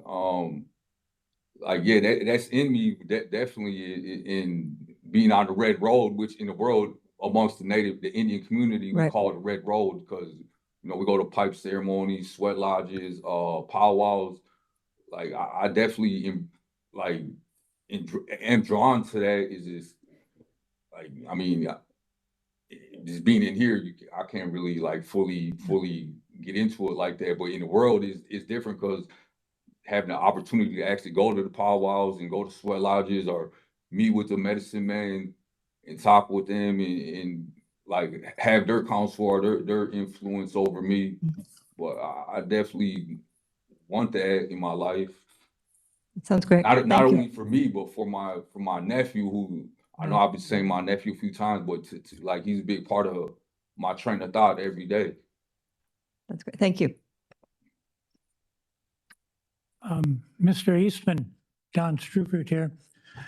I've been struck, if I can just review with you this past year. In March, if I'm reading it right, you were in SEG for intoxication. Is that correct? January, February. I went to SEG. Yeah, I went to SEG, but it wasn't for intoxication. I had two batteries that were tied together, and it was like on there is a smoking device, but I wasn't intoxicated. Like I passed the UA and all that. It wasn't intoxication, but I wasn't supposed to have it. I had it. Okay. And it was on my desk. It helps clarify. Okay. The next thing that I noticed for this past year in May, you started substance abuse treatment. Is that correct? Yup. Paradigm. I've been over there since like May 17th. I mean, this is my 5th month, and I'm projected to graduate in December or November. It's how fast or how slow I do it, but yeah, I mean, I'm in there, and it's like it's not only substance abuse, but it's like criminal thinking, changing faces. So it covers like a variety of programs. So I guess what I'm eager to talk to you about are some of the insights that you've received over the last 6 or 7 months. What brought you or what helped you go to that substance abuse program? What changed with you that helped you get there? So, like, if I'm being honest, I mean, it was the board, my first one, where Commissioner Snell and the other board made a recommendation on like things they'd like me to see. So that's what like really kickstarted it. But I mean, I've embraced it. Like I've done everything, and I mean, I've tried like programs before this down in Illinois, which it didn't offer much. But even before I knew the juvenile stuff was coming, I was trying to do little something like Think for Change, money management, and a couple other things. But since I've been here, I mean, for me, it's more like I know I've had like discipline issues with like alcohol in the prison, but for me, the really big thing is criminal thinking and like having that same train of thought every day. That's my biggest problem for me. So that's what I work on during my treatment hours. Talk a little bit more about that. Yeah, where's been the momentum or what are some of the strengths, if I could use the word capacity, that you're learning in that program right? I understand some of it will be around criminal thinking.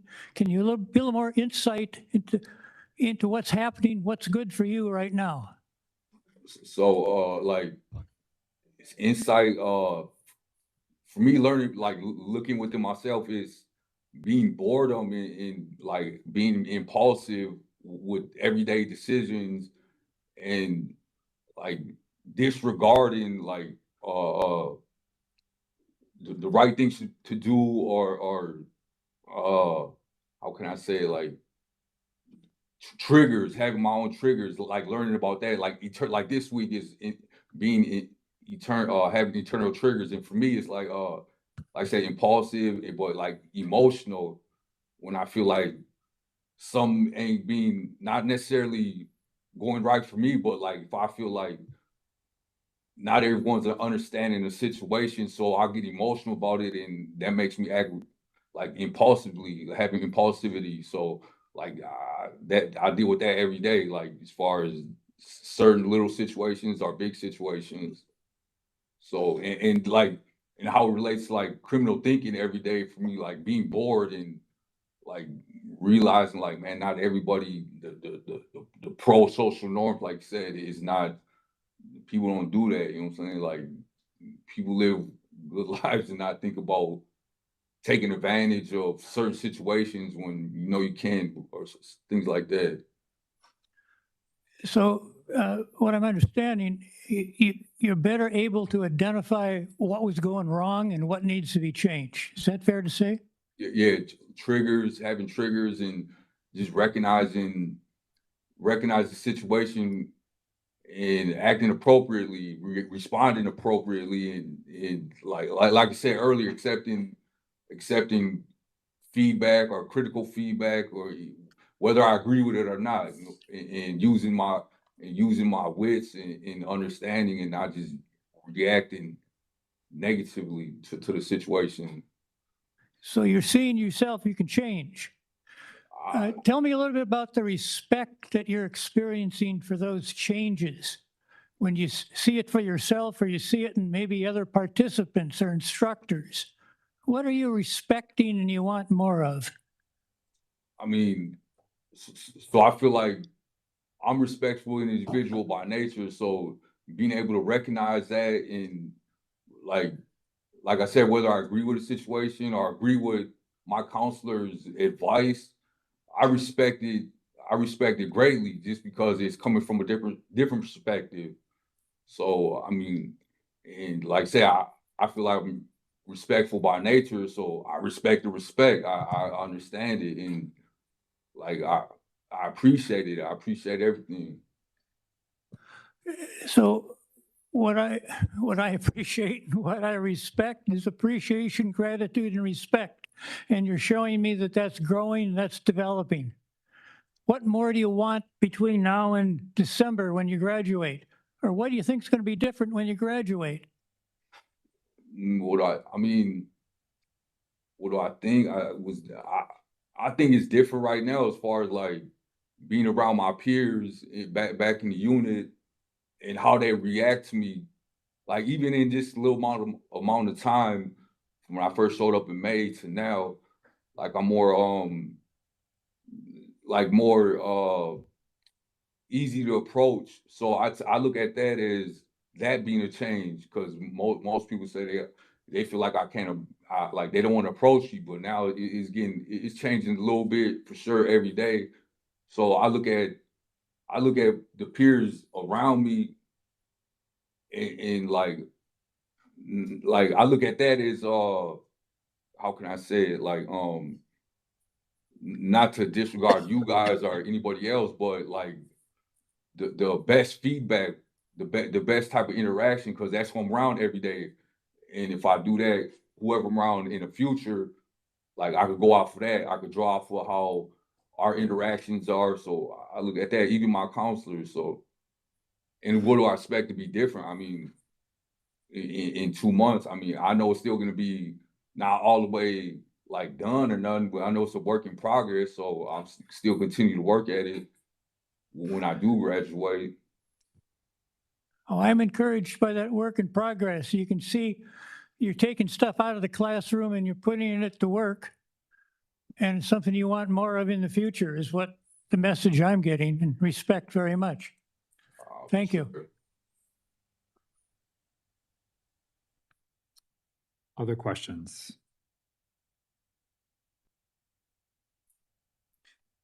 Mr. Eastman, just two quick things just to follow up. Just, were you at the cultural meal last week? Did you attend? Yeah, I was. Okay, good. Glad to hear that. What's criminal thinking in your view? Like, what is that? I mean, so I like a month ago, I was part of the transitions fair, where I helped set up and greet people and like interact with people, like help people with the vendors that people came. So to me, like I bring this up in my class, criminal thinking, like realizing, like, me being around all them people that were helping, and thinking like these people are so nice and so willing to help us, and go out of their way. And for like an instant, I thought like a part of me thought like, and like it'd be easy to take advantage and exploit their kindness. Is right there, like it occurs to me like that's criminal thinking, like that's not the norm, and that's what I equate to criminal thinking, like when people are trying to help you and like just take advantage of the situation when I shouldn't do that. I shouldn't even be thinking like that. So that's what it is. I really appreciate, and I appreciate you being able to give voice to it more than anything. That's key as we go forward. I want to just turn to Mr. Dion, and I remember being here last time, and so I just want to open the floor to him, and we thank you for being here today, and just to have you be able to provide your thoughts and insights into where Mr. Eastman's at. Oh, good morning. Can you hear me? Yep, we can hear you. All right. Thanks. Great. Yeah, thanks for having me. Just hearing Mr. Eastman speak from our last hearing, I'm hearing growth. I'm actually getting goosebumps here. I'm proud to hear that, he's come a long way just in that little time. And that's what I think can happen when you really want to put your mind to really changing, I like that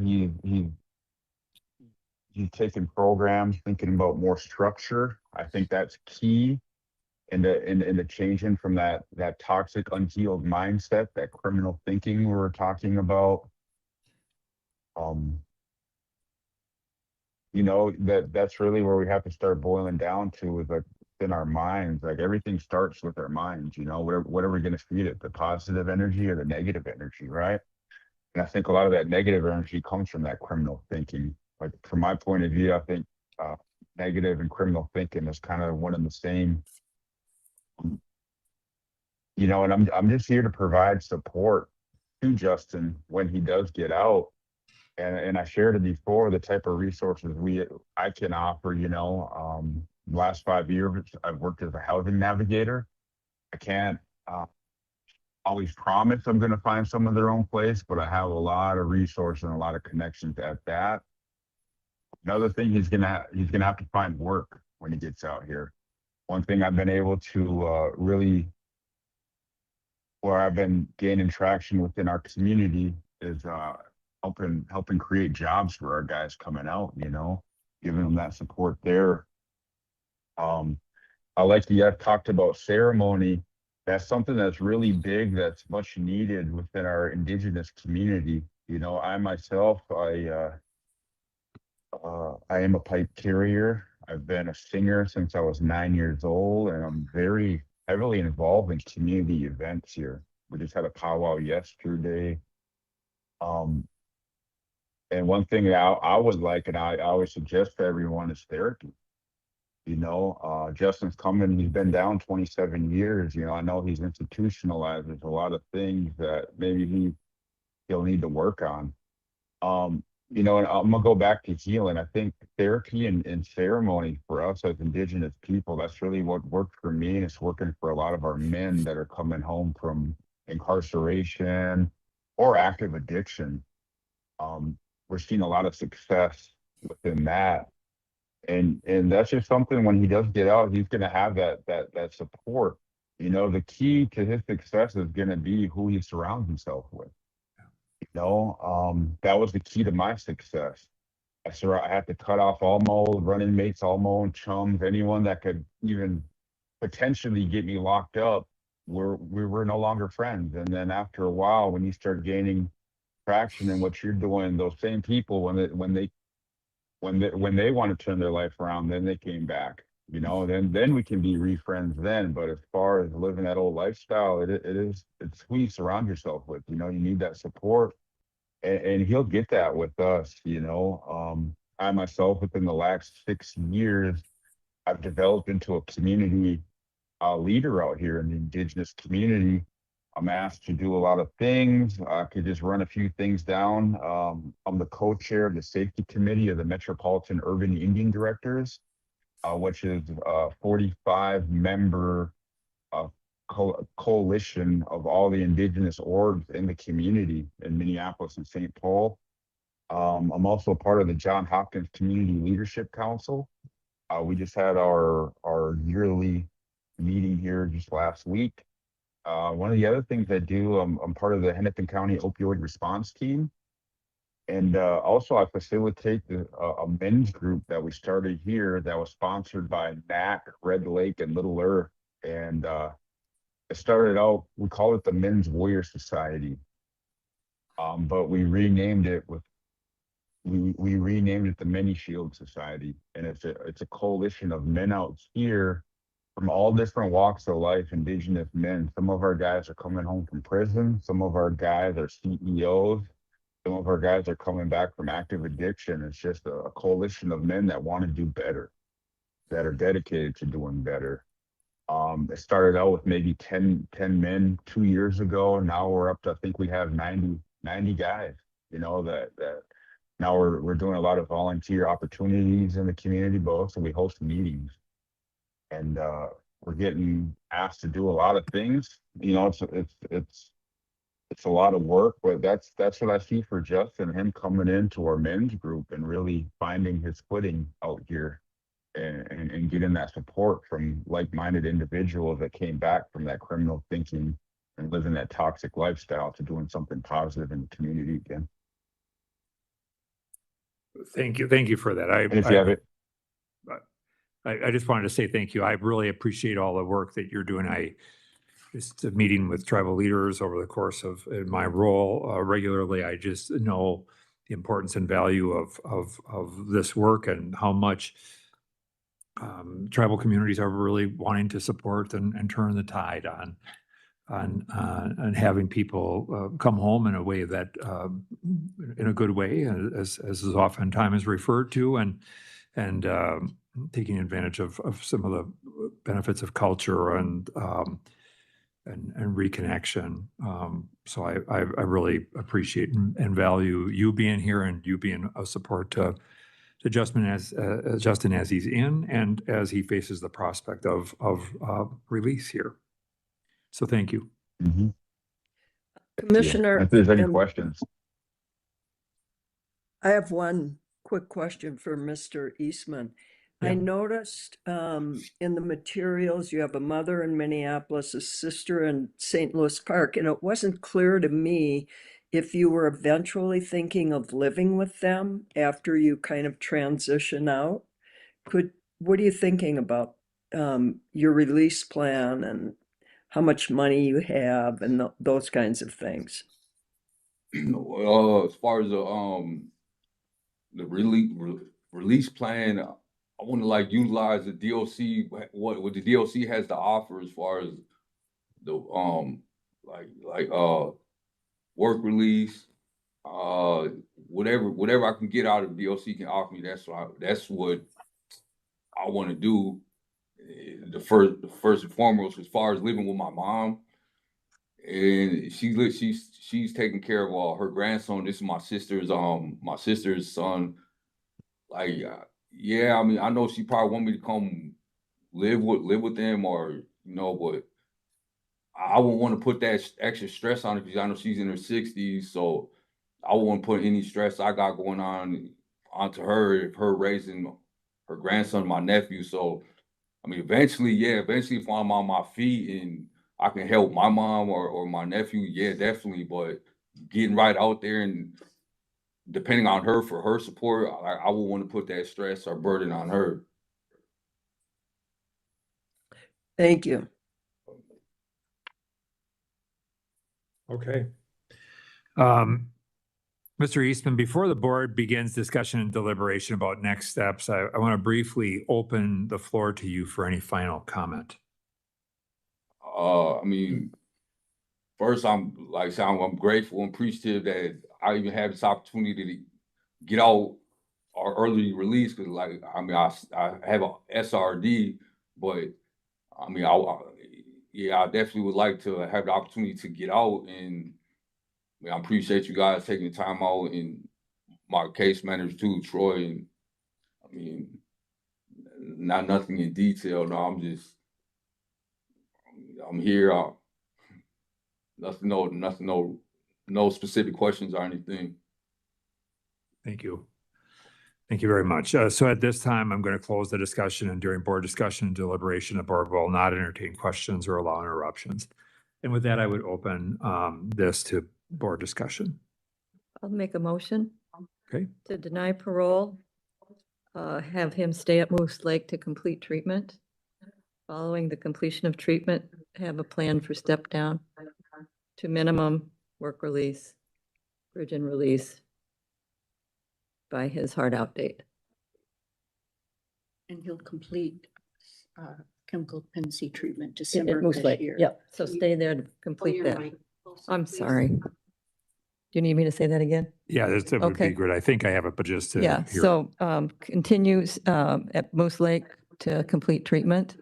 Following the completion of treatment, then begin the step down process to minimum work release towards his out date. I would second that. So there's a motion and a second. Any further discussion? Review date, is that included in there at all?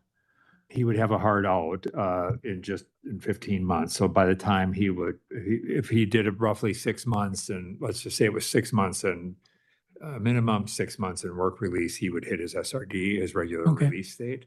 And so he would Not not, necessary. he would not necessarily have it. But I think I would just point out that for the record, because I think it's important that Mr. Eastman hear this, that the motion and the second really is an investment in him, because it would not otherwise be that this would happen. Yeah. Given the recency of some of the issues that he's had, I think work release and step down would not be really viable for him. Okay.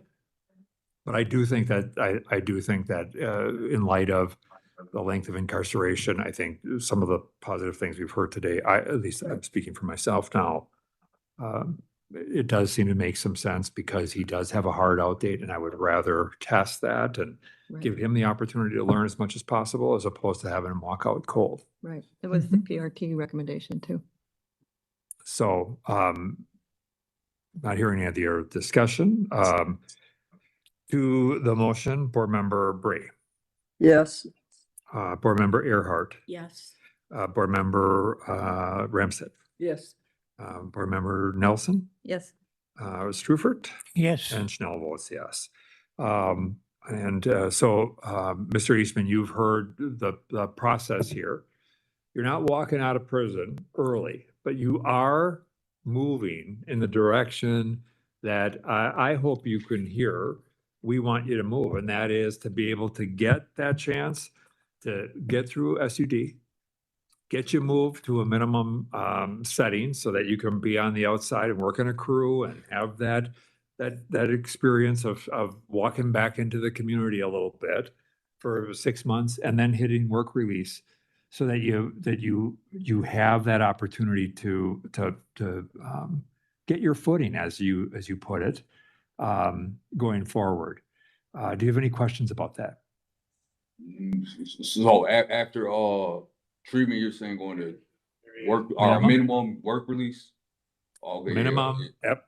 You'll hit minimum, and for about 6 months, again, not perfectly, but about, and then work release, and then you'd hit your SRD and you'd be on your way. But really, we're hoping, I think what we're hoping, what I'm hearing from the board, is that they really want you to use this opportunity to set yourself up for success. And I think if you can, connect with Mr. Dion and all the other people that are coming together with similar kind of goals of having that success, I have every confidence that you can do it. So All right. I agree. I got the confidence. Good. We're behind you. Good luck to you, sir. Good luck. Thank you so much. Thank you all. That's it. Thank you, everyone. By Kristen and then, There it is. City's on. All right. Okay, we will be with you in just a moment. everybody. Okay. you'd have it all, like, the media facility and the computer. Okay. They were gonna talk to you and stuff like that. Good luck. All right, thank you.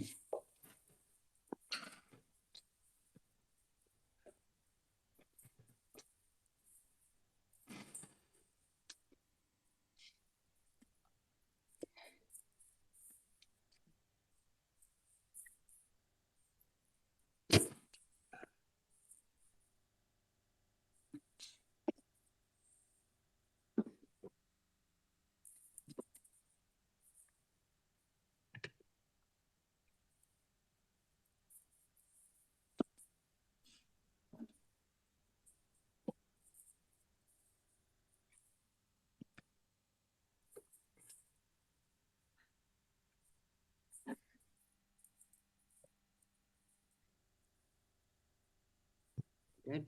Yep.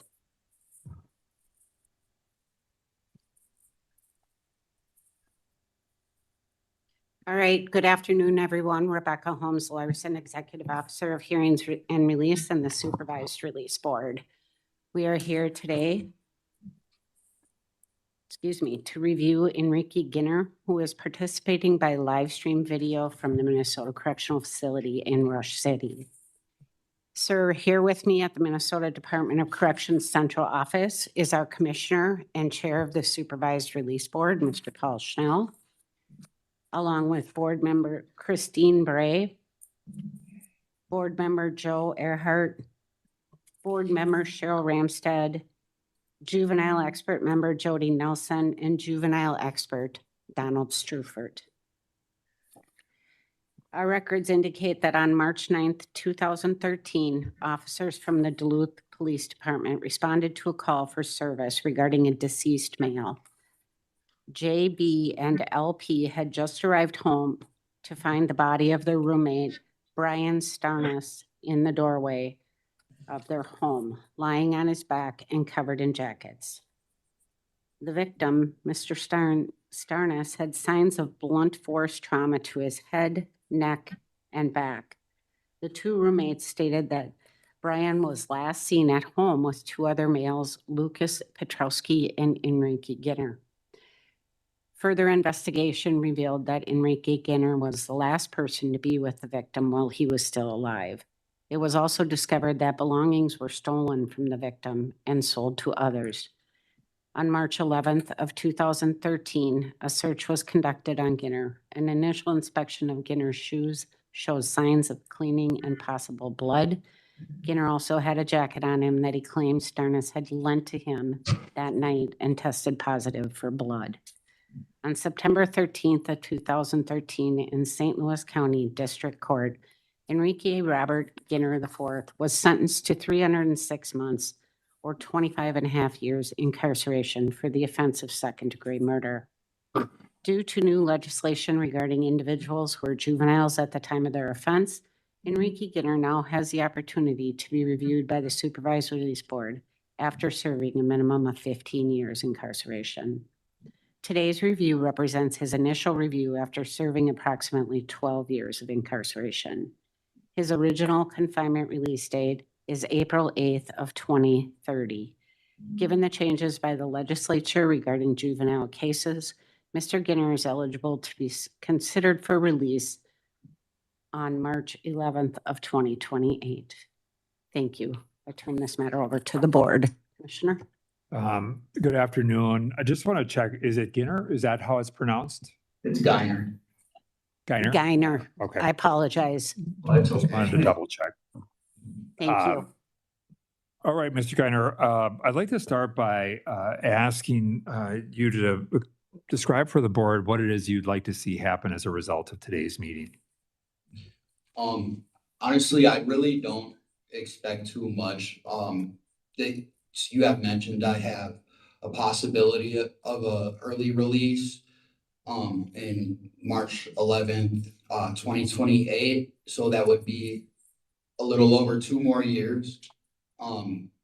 Maybe set up a plan of something that I could like programs and stuff like that that you guys would like me to do and complete to show you guys that I should be eligible for that early release.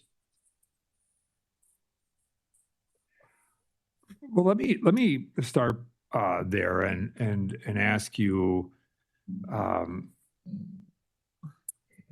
do you want early release? I do. You know, I've thought about that a lot actually, and for the longest time, getting out of this, like getting out of prison, just it didn't even seem real to me for the longest time. And this happening, like starting to meet with like my case managers and bringing this up, like this meeting coming up and stuff like that, it really made it real for me, like that I'm actually going to be able to be released. Like I'm getting released, you know, but I'm actually like, yeah, it's nerve-wracking a little bit if I'm being quite honest, but I do want to, yes, I want to be released, yeah.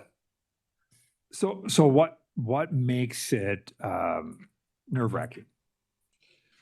I was 17 years old and when I started this, and that's really all I know, you know, I came in as a teenager and I grew up as a young man, and now I'm 30 years old. And yeah, I don't really know how to do anything out there in a real world.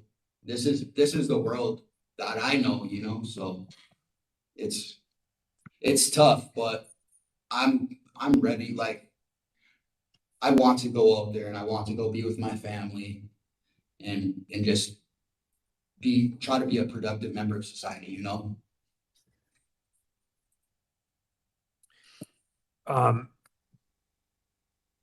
When you talk about wanting to be a productive member of society, and then I just have to like point out and Yeah. address, there's also been some rather significant disciplinary stuff. I'm not gonna deny any of that. I have gotten into a lot of trouble in here since I've been in here. I was heavily influenced by a lot of like the gang culture that is in prison.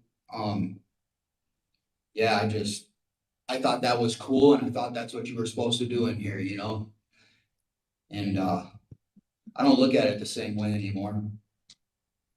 And when did that change? Honestly, within like the last 2 years, I started looking at everything a little bit different. And within this last year, I made a lot of changes just mentally. Nothing significant happened for me to really just change, but I was in segregation about 10 months or 11 months ago. And yeah, I was just over it. I was just over going through all that, like going to segregation for months at a time, getting out back into population, like and then going back and just over stuff that doesn't even matter. It's just stupid stuff, you know? So. And by stupid stuff, you're talking about like the tattooing stuff and all that kind of thing? Yeah, tattooing, drug use, you know, like that's just, yeah, fighting, you know, violence, whatever, all that. Like, I don't, yeah. Can I just, so I want to go and look at an incident that occurred back in June of 2024. Okay. And this was you and a cellmate smoke something. Yeah. Was this in Stillwater? Because I didn't have a cellmate in Stillwater. So June of 2024? Yeah. I was in Stillwater. So, yeah, so, okay, sorry, go ahead. Sorry. So this was where, you know, there was a flash of an outlet and, you know, guy, another person was with you, ends up being dragged out because effectively is out, right? Yeah. You know that we've had people die from this stuff, right? I mean, Oh yeah, I've seen it. Yeah, I've seen it. yeah. So I think about this and I think to myself, like, is he ready? And I'm worried that, you know, this is not much more than a year ago. Yeah. And, you know, depending upon how these things go down, there can be, depending upon, you know, who provided what to who, that can be murder in the third degree, right? I mean, depending upon, I'm not suggesting that you provided anything, or I'm not doing anything there, but I'm just talking about this whole thing about how do you keep yourself in check? How do you, what controls do you place on yourself to contain, to make sure that you don't end up coming back? Because no matter what this board does, you're getting out, and that's a reality.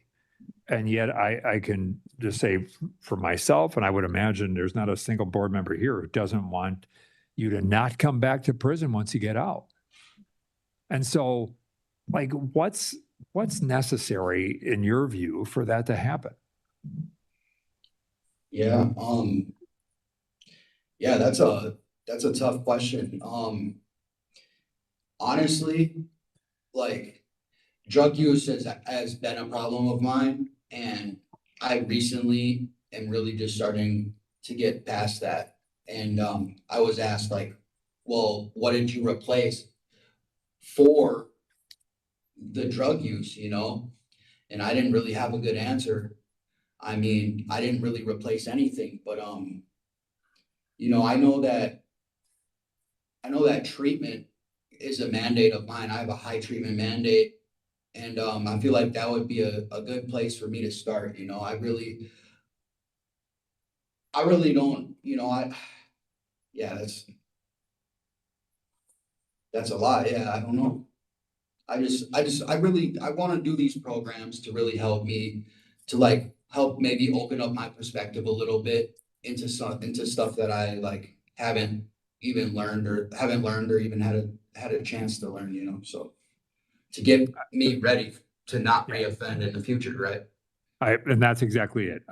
No matter what this board does, I'm concerned that if something doesn't happen, the likelihood of you coming back is going to be great. And I just am hopeful that we can find some way forward to minimize that risk. Yeah. With that, I'm going to open it up to other members of the board for questions. Okay.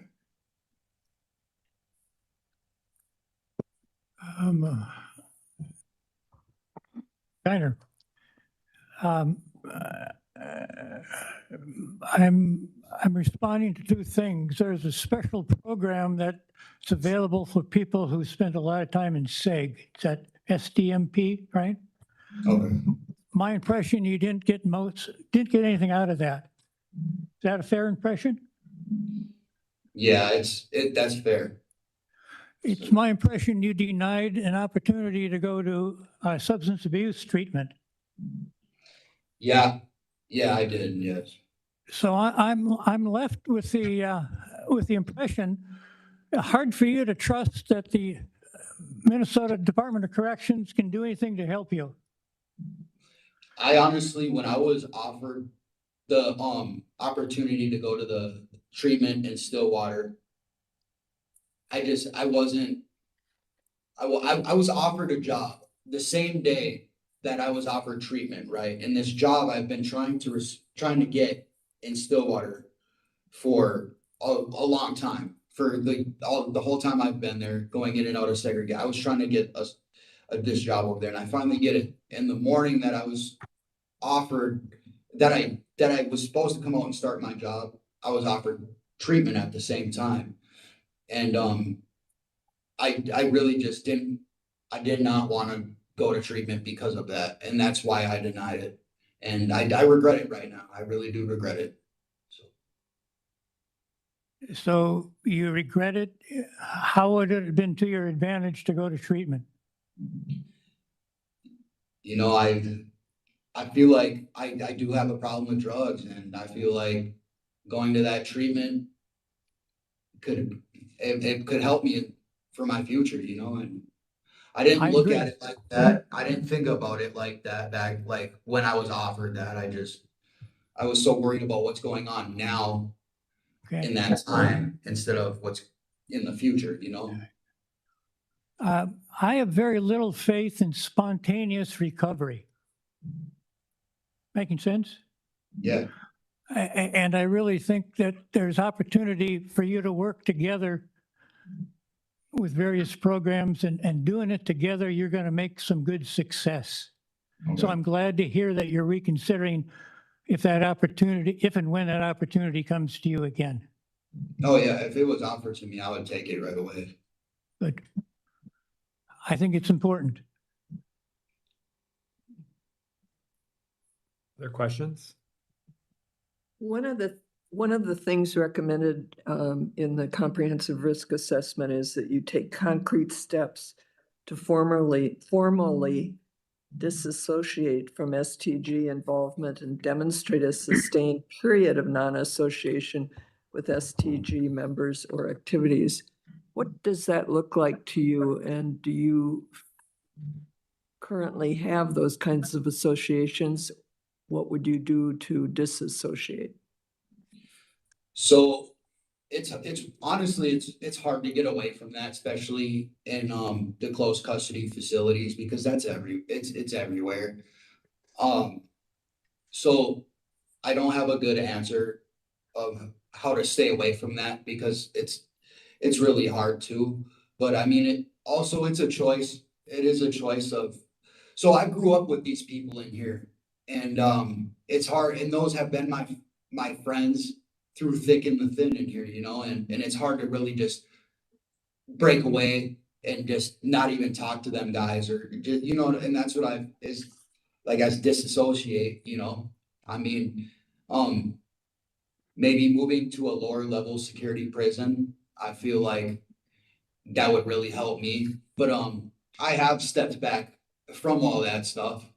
I have tried to get a tattoo cover up. I have a tattoo that says that's STG related, and there's a tattoo shop in Stillwater, and I was trying to get it covered up, and I never was able to. But that was my first step to really starting that journey, you know. So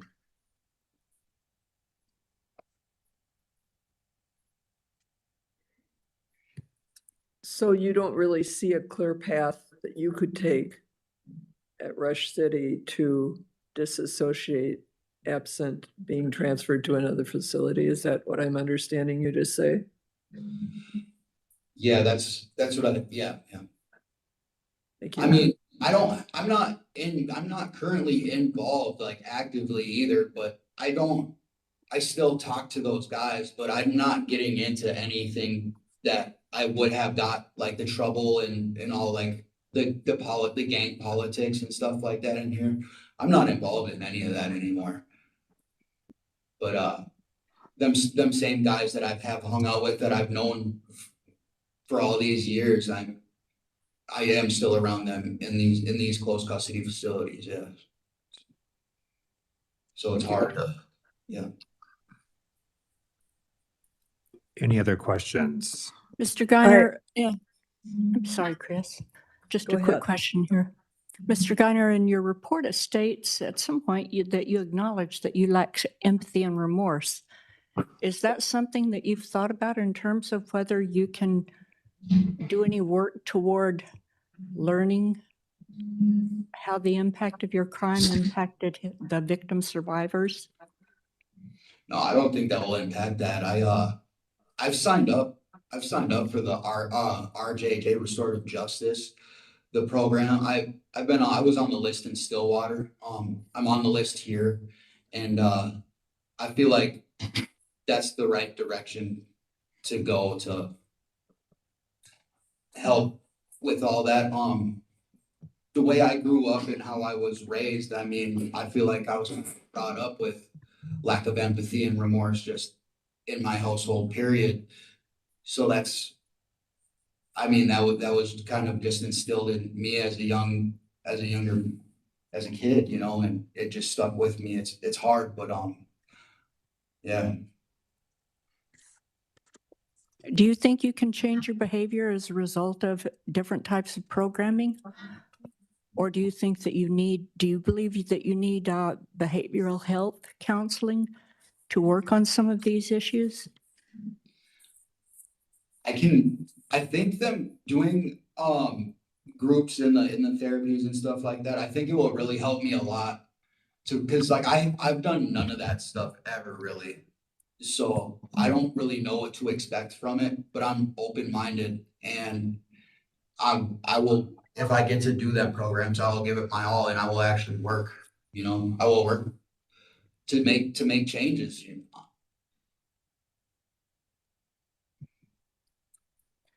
That's all I had. Thank you. I'm just curious, you said, I think it was in the psych report, that you thought you were bipolar, but it had never been diagnosed. And I'm curious, what do you think bipolar means, and why did you say it? And do you still think that's the case? Well, I say that because I've talked to people in here who take medication for being bipolar, and they tell me like why they are prescribed that, and I have the same, like I snap, like I'll just snap sometimes, like just over something super small sometimes, and it was hard for me to control. When I was younger, it was bad. As I'm getting older, I start to control myself a little bit better, but really, really impulsive, and yeah, I lose my temper sometimes really easy. Thank you for that. I hope when we see you next time, you will write us a letter. I understand why you didn't, what your reasoning was, but I hope you'll write one next time. Okay.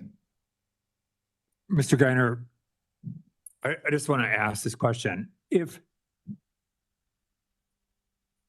you could use the gift of imagination that we all have,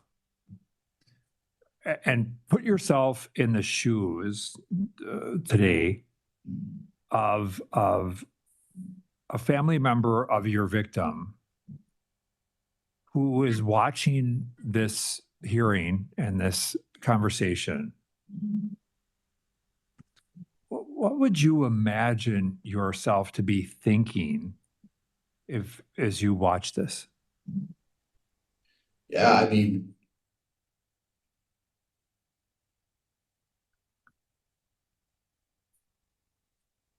yeah, that would be tough. I can't even put myself in their shoes. You know, I couldn't imagine. I feel like they would think that, you know, eye for an eye. I mean, he shouldn't get any. You know, I shouldn't get any leeway. I shouldn't not anything. You know, that's hard. But is it just because you subscribe to an eye for an eye, or is it because it might be hard to see the insight and I understand that you grew up with little kind of few exemplars of empathy, perhaps. But the reality is that that along the way, I'm certain that you've felt pain and had people show empathy toward you. Would that be fair? Is that true? Yes. Yeah. It's fair. And so when you think about that, and you think about the exchange that we've just had, Do you think that the family members of the people left behind by your crime are feeling hopeful that much change has occurred? No. No, if we look at the paperwork, if we look at the black and white, none of it doesn't look good. And, yeah, I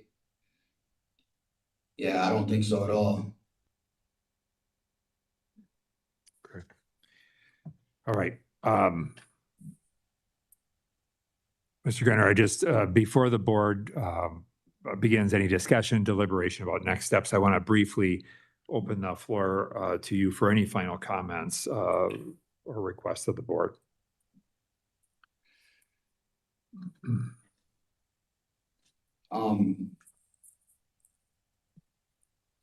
Yeah, no, if I could, I mean, if I could talk to the victim's family or say anything, if they would be watching right now, you know.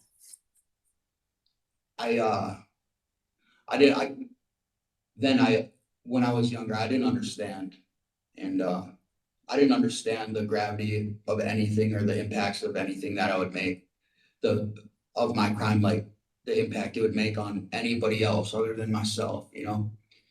And one thing I have learned throughout the years and going through loss as I've been in here of my own family members and stuff like that, that made me understand and feel that pain. And I look at stuff different now. And I genuinely I would genuinely apologize because I said sorry before when I was in court with their family, but I didn't know.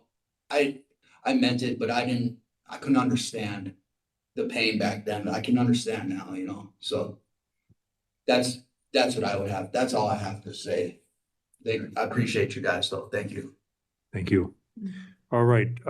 At this time, I'm going to close the discussion. During board discussion and deliberation, the board will not entertain any questions or allow interruptions.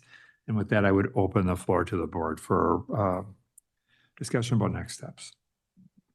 Well, I'd like to make a motion that we deny parole, that we continue for 3 years, and that during that time, he gets himself into substance abuse treatment, aftercare, NAAA following that. He develops a really strong release plan. And regarding programming, his comment was, I'll do whatever programming you guys want. I think he needs to take a lot more responsibility for what he does. And I think what he does with programming maybe would reflect that. So those are just an initial motion with some recommendations. And no discipline, no drugs. Yep. There's a motion. Is there a I second? have a question. Go ahead. Doesn't he have a hard out date? In 2030, Oh, I thought it was he's eligible in 28. in 28. So we could do a 3-year. Yep. Okay. As part of the planning, could we look at moving him? He indicated that it's, Can't hear you. as part of the planning, could we look at moving him to another facility so that he could at least have a chance to disengage from gang affiliation in his current setting? I know it wouldn't fix the problem.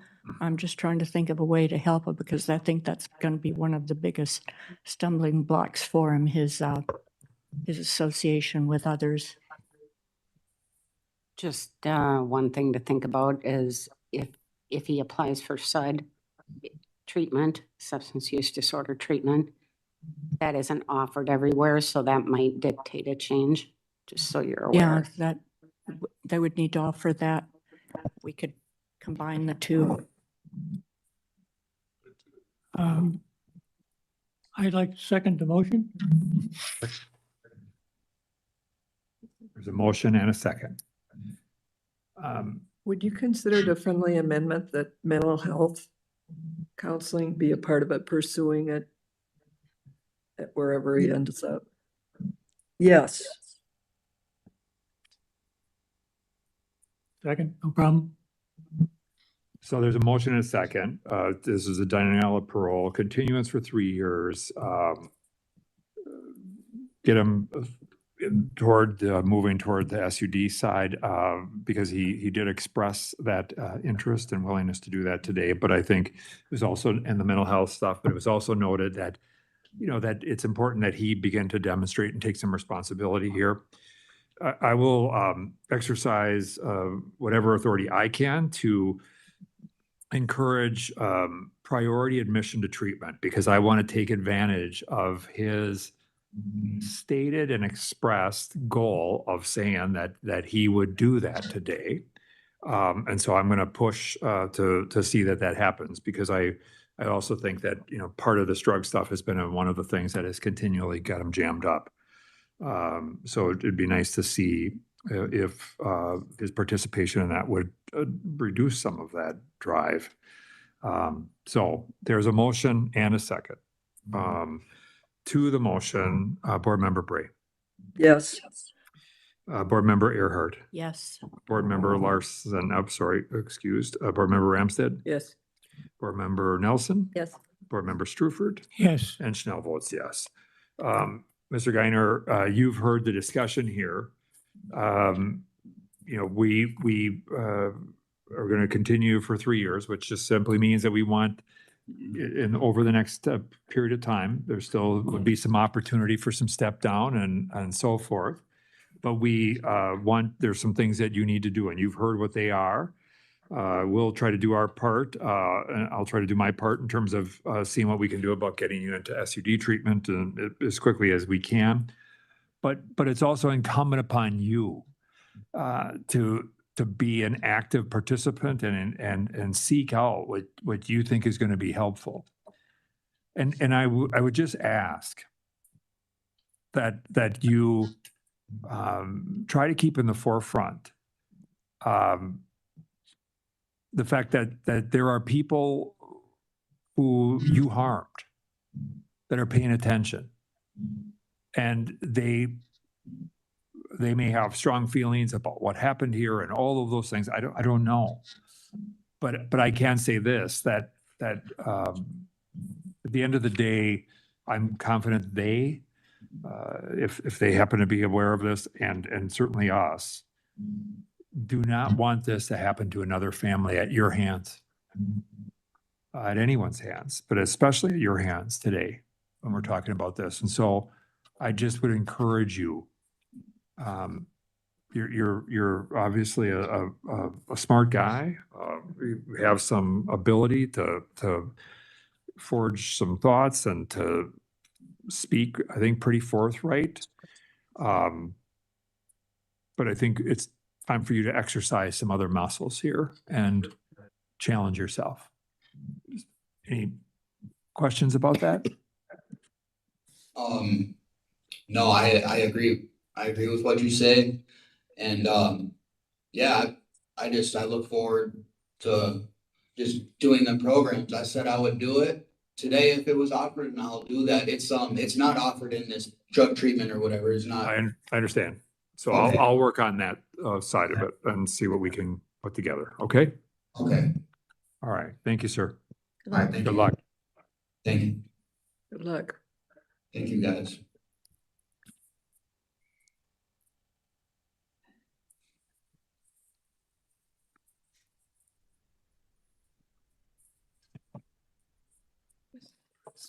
We're going to be going to Oak Park here. A real short break. Good.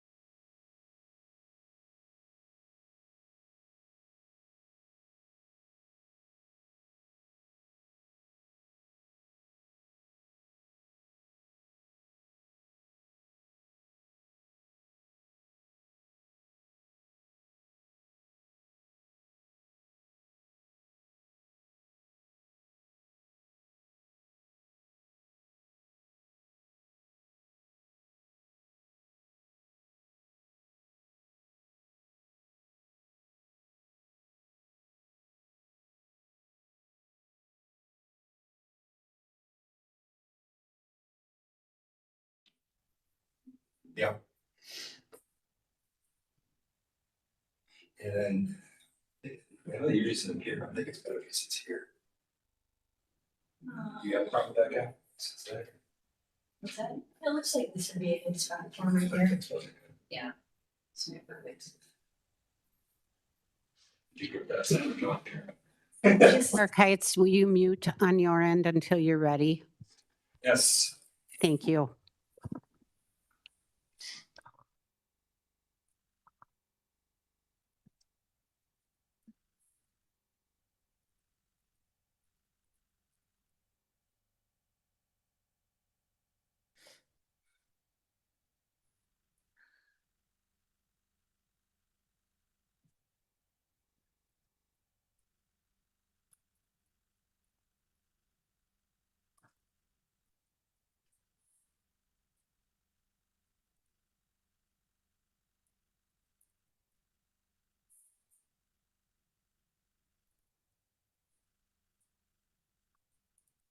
So is this top?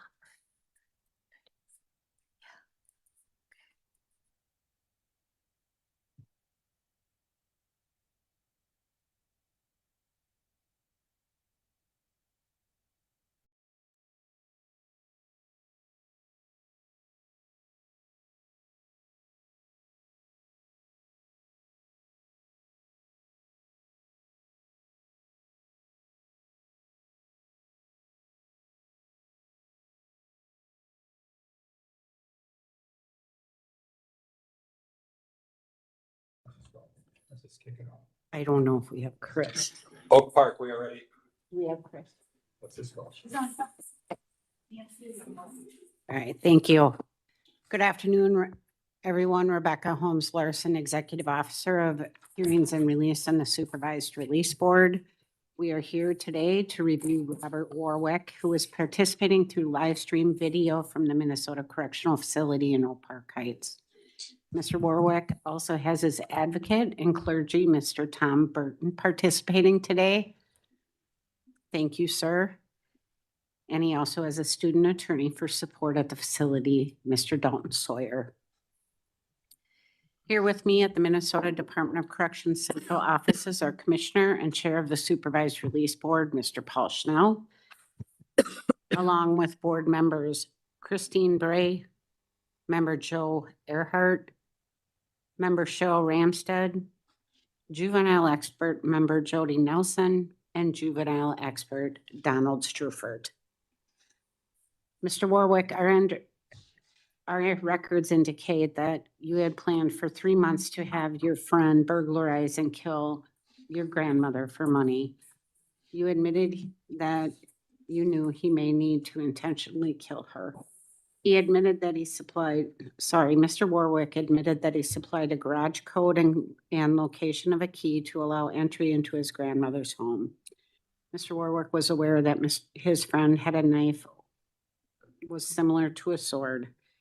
On July 29th of 2013, Lila Warwick was forced to write a check and then was stabbed and strangled. Mr. Warwick admitted that he and his friend returned to his grandmother's residence after her murder, went into her home, and retrieved a safe. He admitted that when he entered his home, he saw the scene of the crime and he knew she had been killed.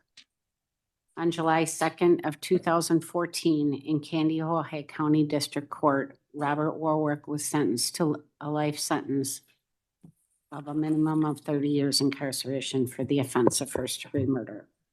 Due to new legislation regarding individuals who were juveniles at the time of their offense, Robert Warwick now has the opportunity to be reviewed by the Supervised Release Board after serving a minimum of 15 years incarceration. Today's review represents his initial review after serving approximately 12 years of incarceration. His original confinement release date is August 8th of 2043. Given the changes by the legislature regarding juvenile cases, Mr. Warwick is eligible to be considered for release on July 31st of 2028. Thank you. I turn this matter over to the board. Commissioner? Good afternoon, Mr. Warwick. Can you hear me okay? Yeah. Okay. So today, we will start this out by first having a victim impact statement read, provided to us. And with that, I would turn this over to Andrea Stefani from our Victim Services to introduce the representative of the family. Good afternoon, members of the Supervised Release Board. I would like to introduce Sherry Warwick, who will be providing an impact statement today on behalf of their family.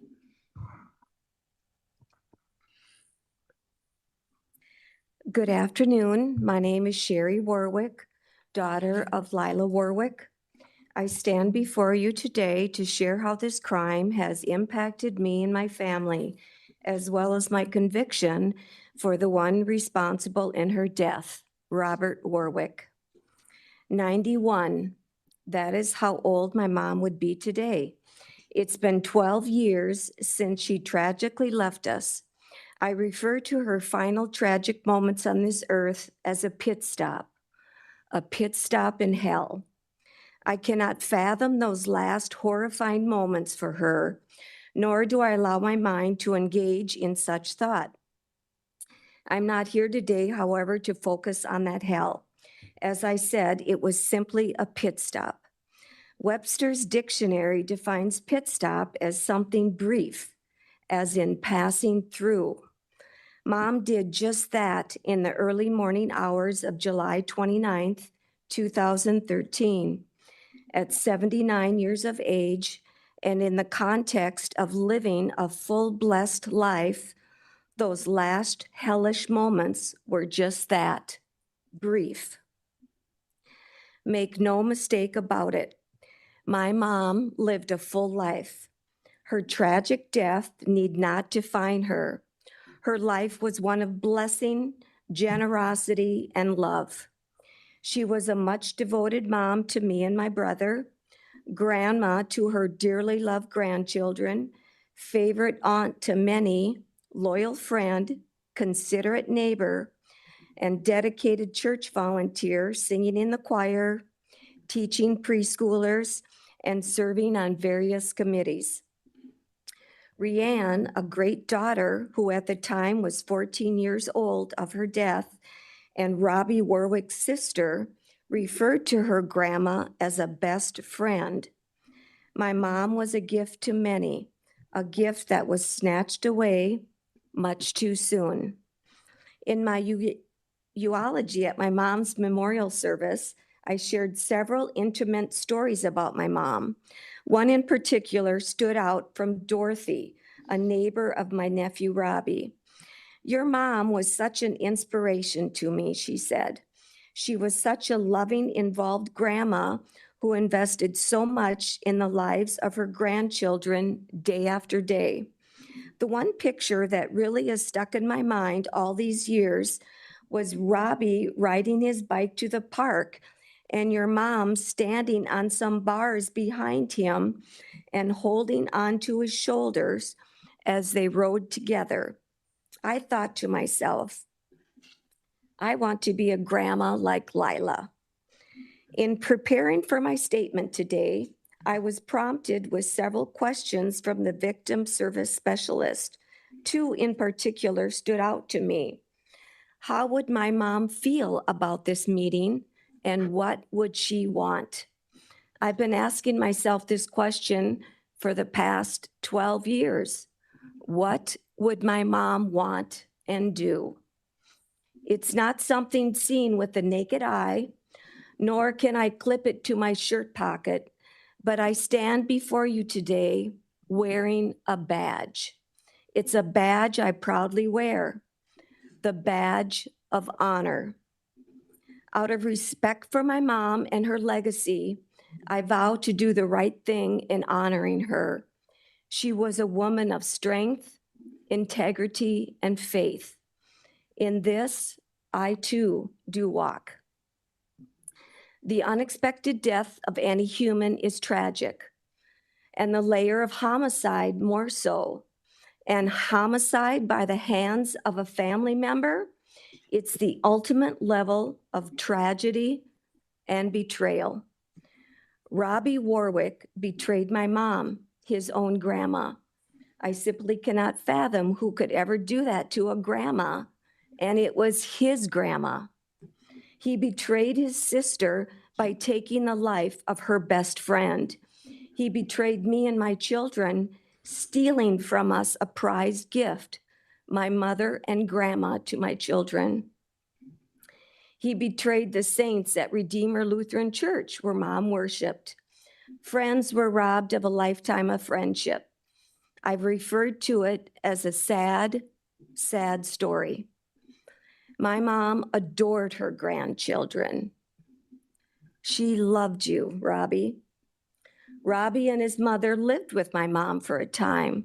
My mom did what many loving grandmas do: bake and cook yummy treats and meals, read stories, play games, run errands, just grandma loving on her grandchild. At the time of her death, Robbie was estranged from my mom, and not just her, but all of us. He was spending time with unhealthy friends. I don't know the half of it, but enough to know that he was not in a good place. He didn't have people of integrity in his life to speak truth into him. As a struggling single mother, Robbie's mom was emotionally unavailable to him and his siblings. It was a deep-seated anger and resentment toward his absentee father, which subconsciously fueled him. I truly believe that the horrific events that took place in the early morning hours of July 29th, 2013, all began with a single thought. I liken it as a seed that was nurtured and watered with time, attention, and detailed consideration. With no righteous adults or peers in his life stating the obvious to Robbie that this thought was evil in its entirety, what did he do? He acted on it. It was from a tormented soul of a teenager struggling to find his way. This misguided thought grew into fruition, and here we are today. And finally, to further address the question I asked earlier, what would Mom want? Am I able to support the early release of my nephew, Robert Warwick? In honoring her legacy, as well as honoring my faith in Jesus Christ, yes, I support the possibility of an early release. I have referenced events surrounding my mom's passing as a sad, sad story. I can confidently say, however, there is a silver lining within. My mom was a Christian. From her brief pit stop in hell, she now resides in heaven. This truth brings me great comfort, as I too am a believer and will see her again. At the time of her death, I found a small booklet in my mom's things detailing some of her wishes upon her passing. I will leave everyone with these powerful words, more so, words to live by, specifically for Mom's grandson, Robbie Warwick. Do unto others as you would have them do unto you. Treat people with kindness, rich or poor, black or white, all people. Believe on the Lord Jesus Christ and that he died for you. I want you to be in heaven with me.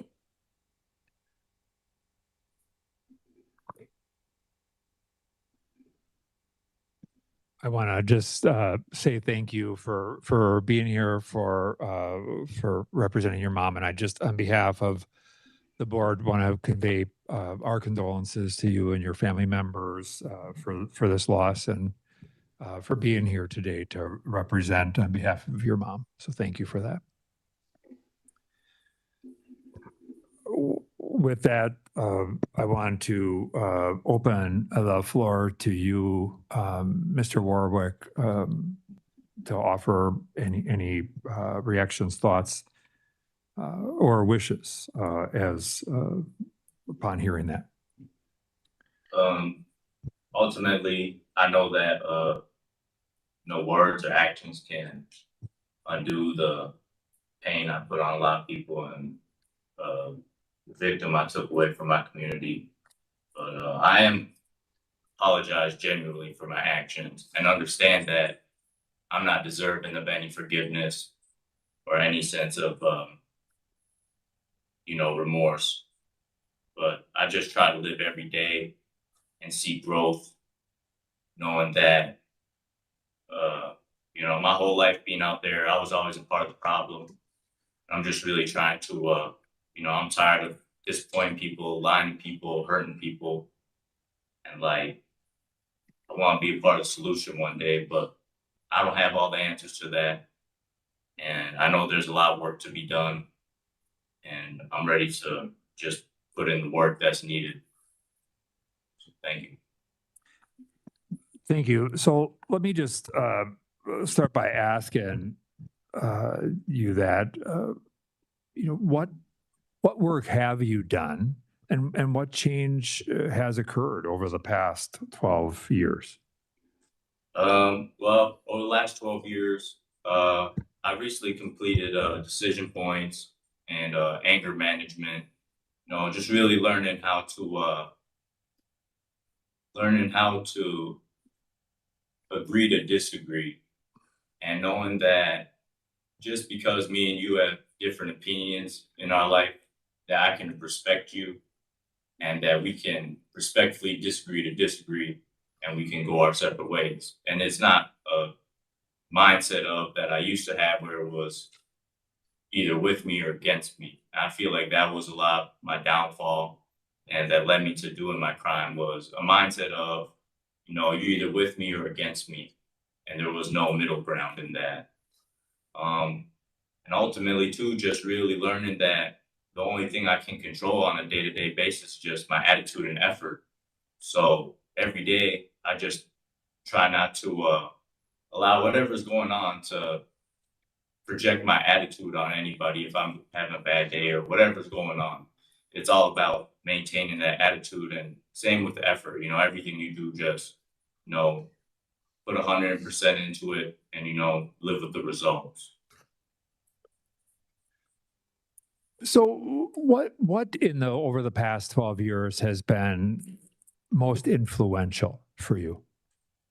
I would say decision points, class, just being able to know that, your decisions, really have a long ripple effect in what they do in a life of crime and how far they expand. And honestly, just like learning that, a thought can lead to an idea to action, and not just not allowing that thought to get more than a thought. And really, it's just, to me, like I said, it's just about controlling what I can control at the end of the day, just my attitude and effort. If you were to describe a kind of a general word, a feeling word around how you feel about your involvement in this, what would that word be? Major. I mean, I was a major factor. Like, But I'm talking about a feeling. What feeling word would that be? I would say resentment. A lot of resentment. And like to expand on that, growing up, I did have a single mother. She came from Southeast Asia, brought us here. Growing up, no real recollection of my father. Ultimately, I'm not trying to have no excuses for none of this, but I'm just trying to give insights on my mindset at that time. It really became a thing where I learned of, the toxic relationship my mother had with my father. And ultimately, I allowed myself to have this preconceived notion that it was my mother's side against my father's side, when really that is just a notion I made up in my mind. And ultimately, that's where my mindset of me against you, no middle ground of, respecting others' opinions. And like I said, it's not an excuse. I'm not trying to justify nothing here today. I'm just trying to get insight into my mindset at that time, looking back on it. So you by your own words, you had a thought, and that thought became was vocalized, and then it became a plan at some level, and you had an awareness. You indicated that this was going to be the likely outcome, and then after it happened, you went to your grandmother's home.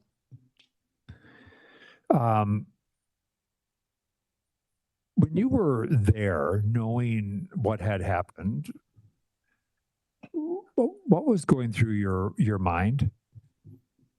I mean, really, it was just kind of like, it was callous, I didn't really at the time, I just really didn't at that time with mindset. I really didn't like to say care, I guess. But like I said, I just, I thought that it was my way or the highway.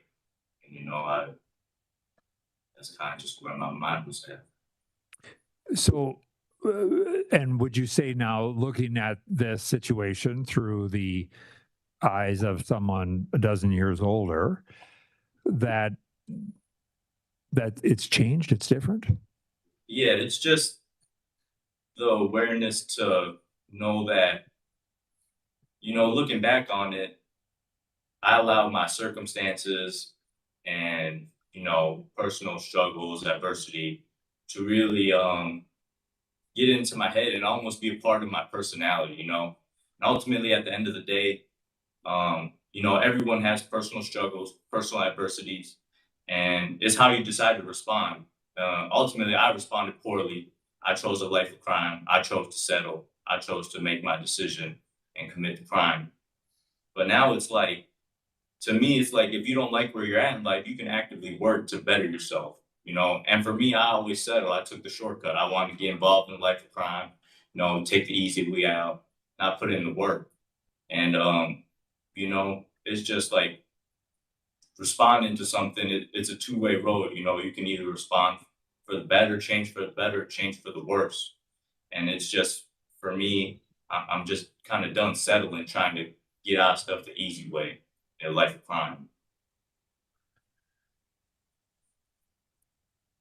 What are the biggest challenges that you see in yourself going forward? I'm talking about even the pathway toward release. What challenges do you envision?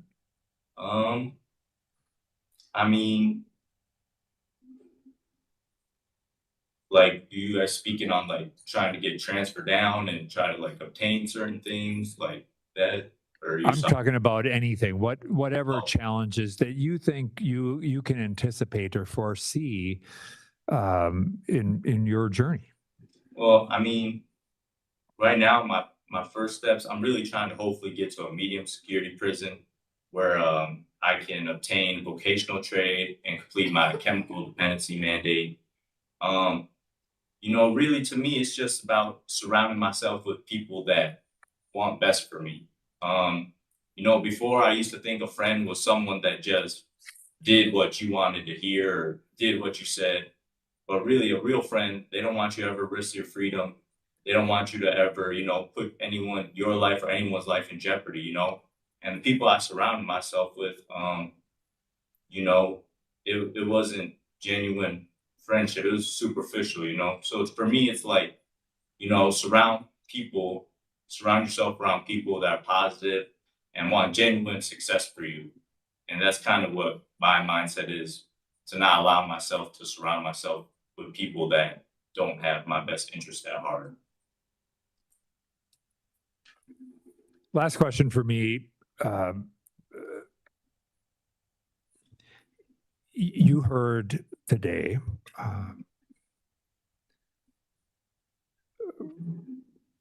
from your aunt that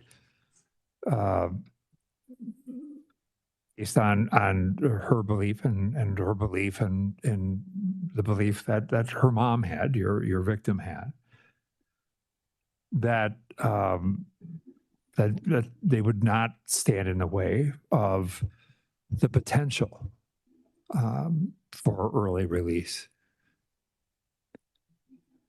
When you think about that, what lessons, if any, do you get or gain, or what's your reaction to that?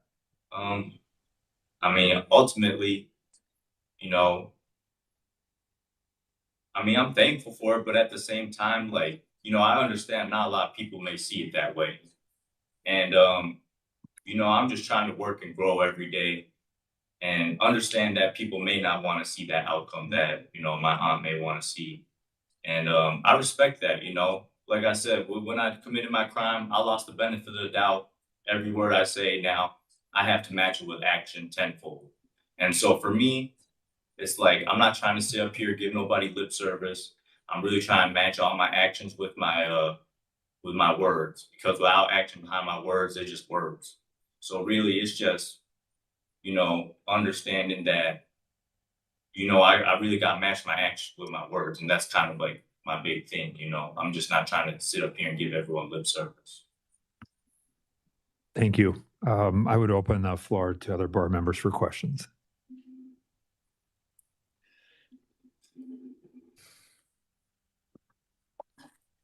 Mr. Warwick, could you think back and tell us a little bit about what your motive was, in addition to, I know it mentions anger, but Yeah. what was your motive?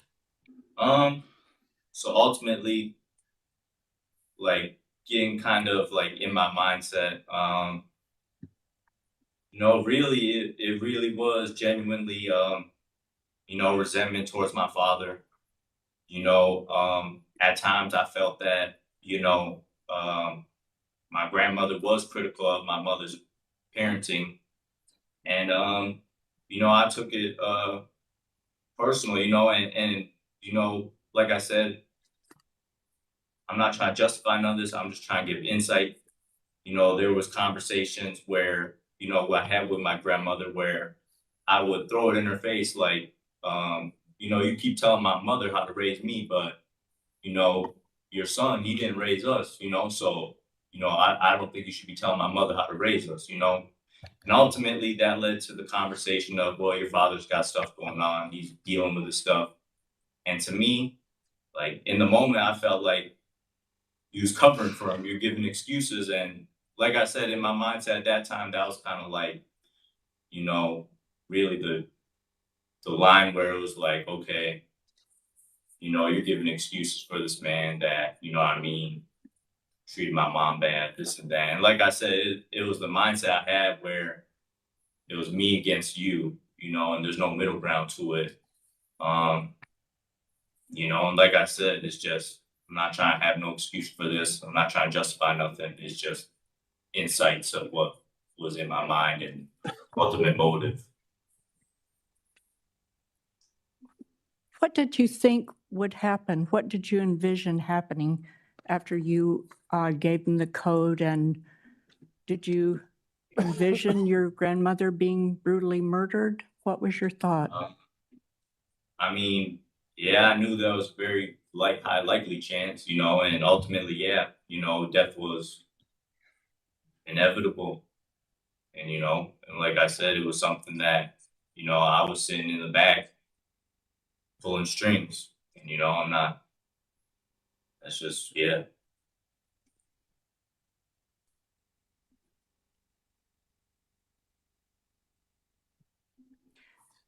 Can you talk about when you first started feeling remorse and what that felt like? I mean, ultimately for me, I felt like to really try to like just better myself personally, I had to figure out where I went wrong in life. And you know, ultimately it was my mindset in life that really held me back. That kind of gave me a mindset of settling for a life of crime. And like I said, I really allowed personal adversities and circumstances really get the better of me. I understand a lot of people have personal adversities and circumstances, but I allowed them to give me a mindset to settle for a life of crime and just really, just take a shortcut in life. And ultimately, you realize that, for me personally, I know my victims is my family members and friends, community. And, I respect that, some people, some of my family members may not see me as a son, a brother, a cousin, a nephew. They may see me as their perpetrator, and at the end of the day, that's factual. So, it's something that, I try to respect everybody with space and time. And, even though people are my relatives, first and foremost, to me, they're my victims. So, for me, it's just about giving space and understanding that, you took a pillar of the community away.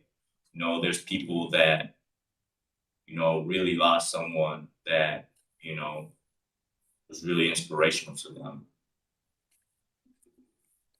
How did you feel about what you heard from Lila's daughter today?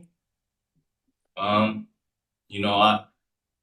grateful for her mindset, but at the same time, I'm not, for me, it's like, I don't deserve any sort of forgiveness from anybody. And I accept that, like I said, it's, it just makes me want to work harder to match everything that I do with my actions and words that I speak on, just on growing and try to be a better person on a day-to-day basis. Quick question here about chemical dependency treatment. I noted here you had not completed CD treatment as of August of 2025. Yup. Yeah, I've been in level 4, level 5 facilities, and neither of them have offered it. I've been at 19 custody points the last 8 years, and was told that it's discretionary to get to a medium security facility. So I'm really hoping that we could come to a meeting of where I could possibly get to a medium security facility where I could do my chemical dependency treatment and, obtain vocational training. Level 4, level 5, they don't really offer much vocational training at these facilities. It's more of a long-term mindset. And, I'm just really hoping that we can get to the point where a possible transfer to a medium security facility where I can obtain my chemical dependency treatment and a vocational trade could be considered. That's all I have. Thank you. Other questions? Yeah. Mr. Warwick, I think I share with you an appreciation for the middle ground. Does that make any sense? Could you elaborate? That's exactly what I'm looking forward to. How would we elaborate how the middle ground for me is I have to sort of reject the very, very positive and the very, very negative. Or many times I find it helpful to find words that sort of deal with the extremes. Okay. Two words that at times are helpful for me, the extreme of rejecting and the extreme of total embrace. Does that make sense? Yeah, to an extent. Yeah, I know the definition. I can't do either one, or at least both are. I'm looking for something in between. Okay. Is that your experience as well or not yet? I mean, are you speaking on like day-to-day basis or? Yeah. Where have you found the in between? Where's respect and gratitude for something in between the extremes? Oh, I mean, to me now, like, I have, people I've met in here initially that, we may have not had the same opinions or something, come to find out, people that you think aren't alike you or have differing opinions, really they're a lot more like you than you think. And me now, I just try to, if I see something that, someone needs help or something, I help them. And, I'm not like, before I would say I was like real standoffish, but now for me, it's like, I try to give everyone the benefit of the doubt, even if they may not, I don't know them from nothing, because at the end of the day, doing the right thing isn't something that you should get like compliment for, it's just doing the right thing. And that should be just regular. And that's what I try to do. Just do it as the right thing. I respect that, to do things for the right way or better way. When you do that, what do you deserve? I mean, Or how does that help you? How does you and other people gain from that? What's the benefit of that? I mean, just the feeling of helping someone. For me, like I said, for example, there's some guys that don't really know English. They have me help fill out canteen forms, and, I mean, I help them out. I don't gain nothing from it, but it's just the fact that they're able to get what they want and, unable to fill it out. So to me, it's just, I guess. I'm disappointed you don't gain anything from that, because I certainly applaud that, and you have my appreciation and respect. I mean, for me, it's just like, I don't know. I mean, to me, it's like I'm doing the right thing. I don't think like, to me, it's just kind of like I said, doing the right thing, it should be expected of you, and that's kind of just how I feel about it. And sounds like you're gaining that confidence and that trust that you got the right thing and you can do it. Is that a fair estimate or a fair picture? Yeah. I applaud that. And I say, continue. I think what I heard from the reports, you're on that path. Still some ways to go, but you're accomplishing that. Thank you. Okay. Other questions?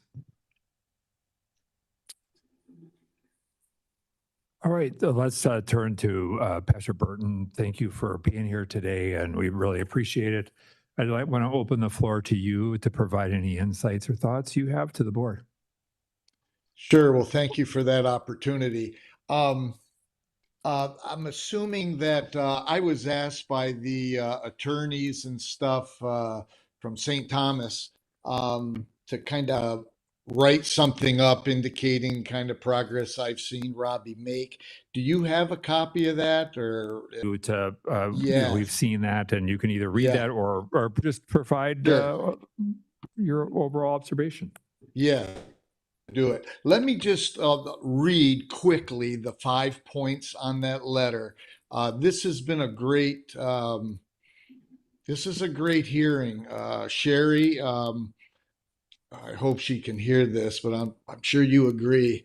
Man, that was a powerful statement that she made, and she did something very similar to that, Sherry, in one of the court proceedings with one of the other two boys involved, and it was powerful, and she and I have talked a little about that. It's just great.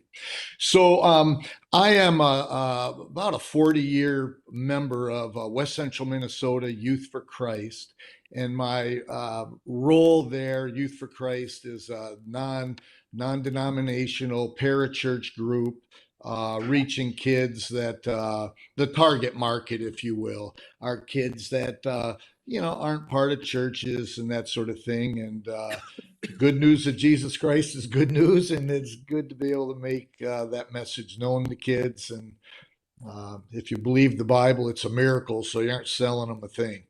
So anyway, I came to know Robbie in that sort of context when the crime occurred, and he was sent to Prairie Lakes Detention Center, is what it was called at the time, in Wilmer. And we met there, and I got to know him, and I met his mom and spent a little time with her and stuff like that. And I remember in the court, not in the courtroom, but in the hallway, he was the last of the defendants to be heard in court. His attorney told him he's going to prison, and this meeting today could very well be in the future through our legislature and that sort of thing. So here we are. I met him there, and the 5 things I mentioned are this in my letter. Started with the pejorative term jailhouse religion is real. Okay, everybody kind of finds Jesus when they get in trouble, but both common grace and saving grace are equally real. They are objective. While placed at Prairie Lakes youth programs, Robbie made some decisions in the direction of trusting Jesus Christ for his salvation. And I'm showing in just these points the initiative that he began to take and has continued to take in a very positive direction all the years that he's been incarcerated thus far. So he made a decision towards Christ, and when he arrived at the county jail, certifying him as an adult, he goes to the county jail. I continued to visit him, and during that part, he mentioned to me that he really wanted to be baptized as a Christian. And I said to him, that's going to have to wait. That's not going to happen in a county jail or anything of that nature. Well, Robbie, and my point with these 3 things is to show initiative on his part. Robbie, with that, took it upon himself to ask the jail staff about this, being baptized. And long story short, they agreed, and I baptized him in what was a janitorial closet that doubled as the library, and we had some buckets of water, and we got him pretty wet. I was impressed by initiative. Okay. The second thing I mentioned is when he arrived at Rush City, very early, we're talking. He could call me, and I welcome the calls. We've been talking regularly ever since. He's working the job right away, and my understanding, it seemed like he very quickly rose to a position where he's a little bit in charge, like middle management, if I could call it that. But it was quite interesting to me that he would jump into that. A short time after that role, he was accepted at Rush City into a role where he's got a lot of freedom. It's kind of like cleaning the bathrooms and stuff, and moving around doing it unsupervised and all like that. I was got to know Chaplain Mike there, and he really concurred that Robbie has taken really great initiative. And when he talks the way he does about helping others and stuff,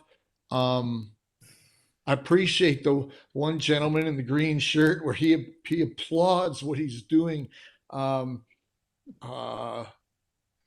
does it, and you hear it in things he's saying. He really doesn't think he deserves anything. And some of us would think, I appreciated your comments again. Hey, you should feel good about some things, and all like that.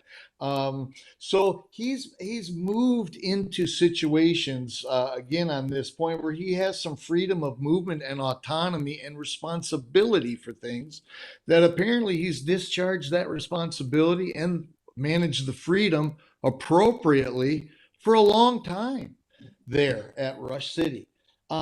During also his time there, he continued to really distinguish himself and became, as I've already said, known to Chaplain Mike, who equally recognized his maturity in keeping his nose clean, I'm using that phrase, for his age, work ethic, and the abilities that he's showing. So my concluding line in this short letter was that during the time in Stillwater, he's really continued to blossom in what I'm calling verbal skills, by which I mean he's become quite verbal. He was in the early days pretty quiet. While he's still holds on to some of the jargon and slang, frankly, to just know him purely friendship relationally, he's quite articulate. He's a thinker. He processes things. He makes plans and he kind of gets to it, puts feet to the words in his mind. He makes some plans. In these senses, he is impressive. These qualities and actions, to me, I summed up, would seem to tip the scales in favor of his success in what he would call, and we would recognize the term, in the real world.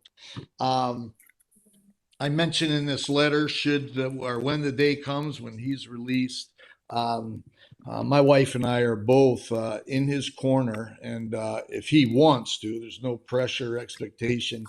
He can come and live with us and let me help him get his feet on the ground. I see in these proceedings today the opportunity for all of us, Minnesota Corrections, this panel, Sherry, everybody involved in his life. We are on the verge of experiencing what I think will be a real success story in the making. I am hoping that the panel here, the board, can advance Robbie to that level 3 status, where it sounds to me from the attorneys at St. Thomas and stuff would bring into the possibility for Robbie to further the trajectory he is currently on, which is this positive trajectory of work, keeping his nose clean. This is recognized by people in the prison, the whole thing. To continue in that trajectory, as I understand it, that level will bring additional opportunities to keep moving in that very positive direction. Different resources become available to him, and all that'll contribute into this, what I'm calling a great opportunity for a success story, because Robbie really is a success story in the making, in my opinion. Thank you. Appreciate you being here. Appreciate your support of Mr. Warwick. I'm open to any questions you might have to clarify if you want. All right. Thank you for that.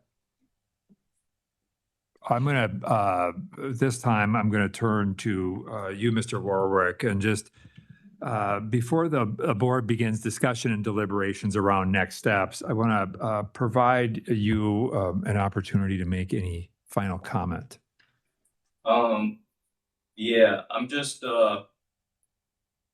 want to say, just for the board and, the staff here leading up to this last 10 months have been real helpful, just getting me prepared for this. A lot of this is really, at times it is a process, but, I just want to say, specifically, my former caseworker, Ms. Sonsby, helped me get really prepared for this.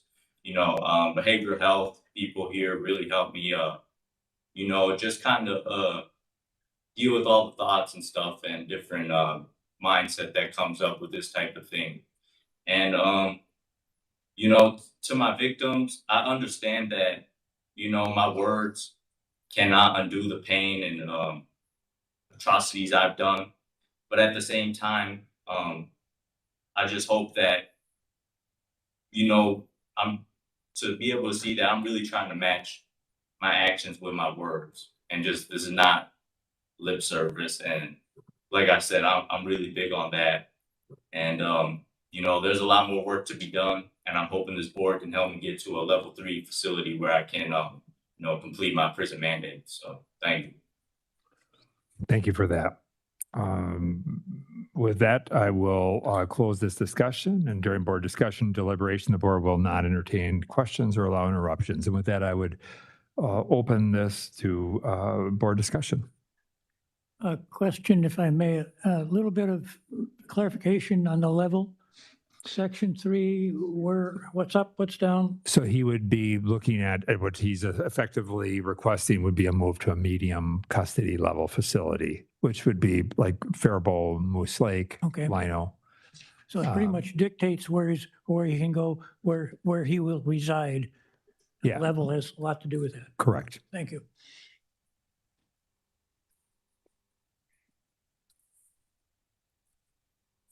Well, I would make a motion that we deny parole and continue for 3 years, and during that time, move him to a facility that offers CD, whether that be Stillwater or a medium facility, and that he continue with the other directives that were discussed in his PRT, such as completing, participating in restorative justice,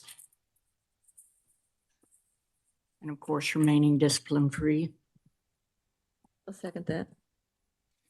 Okay, there's a motion and a second. For Jody, further discussion?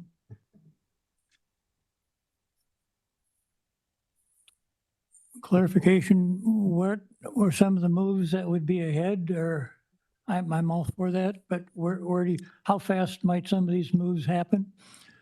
I mean, we would, put in motion a move to a lower custody facility relatively quickly that, the team would begin to look at and talk with the behavioral health folks about access to SUD programming, which would be a key part of this. And so, that could be at Moose, it could be at Faribault, could be at Lino. All three of them have those programs. But nothing is inhibiting those moves to a lower custody is what I'm aware of, or the impression I'm getting right now. No, it's just time and where we can get him into and access to programs most expediently. Right. Anything else? I would just, I think vocational programming was one of the things that was also mentioned in there. I think to the extent that that the medium placement could include both the SUD component and I believe all of the facilities at that level are going to provide access to restorative justice programming and to the extent that faith-based programming is of interest, that certainly would be things that I would, that Mr. Warwick, I think, would need to, bring to his caseworker so that that can be discussed as a part of what the range of options might be in terms of how he uses the time before he becomes even eligible for an early release. Okay, we have a motion and we have a second. So to the motion, Board Member Bray. Yes. Board Member Earhart. Yes. Board Member Ramstead. Yes. Board Member Nelson. Yes. Board Member Strufert. Yes. And Schnell votes yes. Mr. Warwick, you've had an opportunity to hear from the board. We're continuing you for that period of 3 years, which would be roughly around the time of your minimum eligibility for consideration of early release. In that time, you've heard the things we've discussed. I would also just encourage you to also during that begin that work around release planning, and that generally happens oftentimes even as a part of the treatment programming and so forth. So I would just encourage that as well. And if there are things or programs that you're aware of that may be of interest, to make sure your team there at Oak Park is aware of it, so that that can be factored as we begin to look at what options exist for you. Any questions about that? No, thank you. All right, thank you. All right, Pastor Barton, thank you so much for being here today. We really appreciate it. And with that, we will move on to our next hearing. Good luck. Thank you, everyone. Best to you.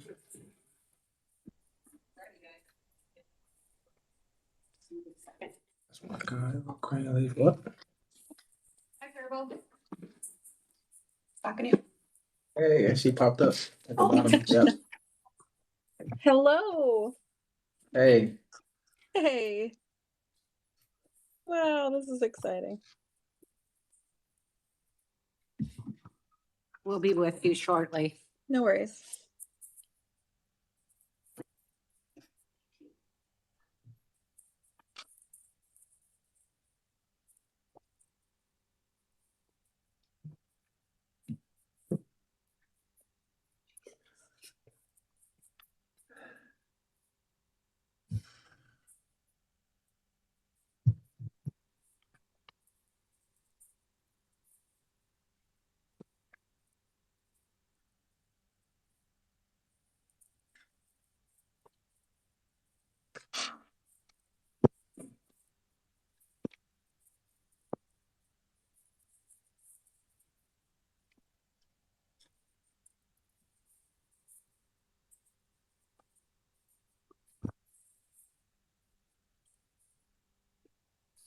All right, good afternoon, everyone. Thank you for your patience. Rebecca Holmes Larson here. I am the Executive Officer of Hearings and Release and the Supervised Release Board. We're here today to review Julian Anderson, who is participating through live stream video from the Minnesota Correctional Facility in Faribault. Mr. Anderson also has his advocate, Miss Ashley Bell, participating today. Here with me at the Minnesota Department of Corrections Central Office is our Commissioner and Chair of the Supervised Release Board, Mr. Paul Schnell. We also have the rest of the board members participating as well. We have member Chris Bray, member Joe Earhart, member Cheryl Ramstad, juvenile expert member Jody Nelson, and juvenile expert member Donald Strufert. Thank you. Mr. Anderson, our records indicate that on June 26, 2012, police officers were dispatched to a residence upon a report of a shooting. When the officers arrived, they found the victim, a 5-year-old boy. Am I on the right one? I'm sorry. Yeah, that's the right one. Okay. You are. Thank you. A 5-year-old boy lying lifeless on a sofa with a gunshot wound to his upper back area. Further investigation revealed that Julian Anderson and his juvenile accomplice had shot at the residence in retaliation for a previous incident. On June 28th of 2012, officers located Julian Anderson and his co-defendant at a hotel and arrested them.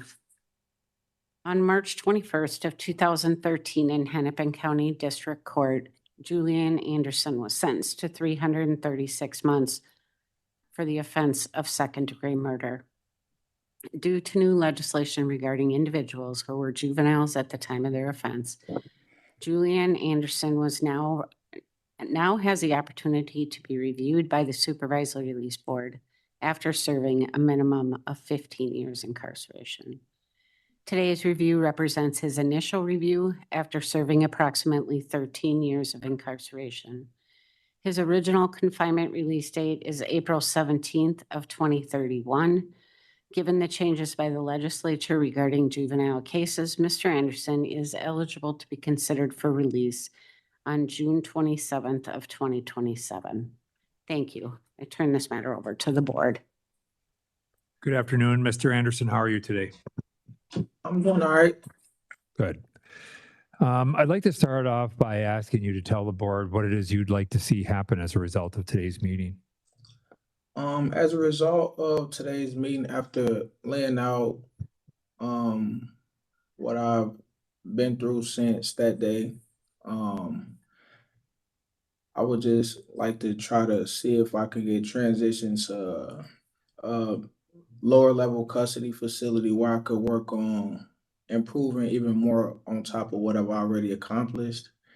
Just like maybe like minimum like to like maybe gain more life skills and being reintegrated into the community and just being around people that's like less restrictive and learning different rules and stuff like that and obtaining key documents to help me get housing or a job, a car, and such. What makes you feel you're ready? I feel like I'm ready for that because honestly in the beginning I struggled with just coming to terms with what happened that day and how much time I would have to reflect on that as a child coming in and having that happen to a child in that manner. And just like my state of mind at that point in my life, I wasn't ready then, but I fought through a lot of those struggles, and now today I could say with like a lot of help along the way, I feel like I figured it out to the point where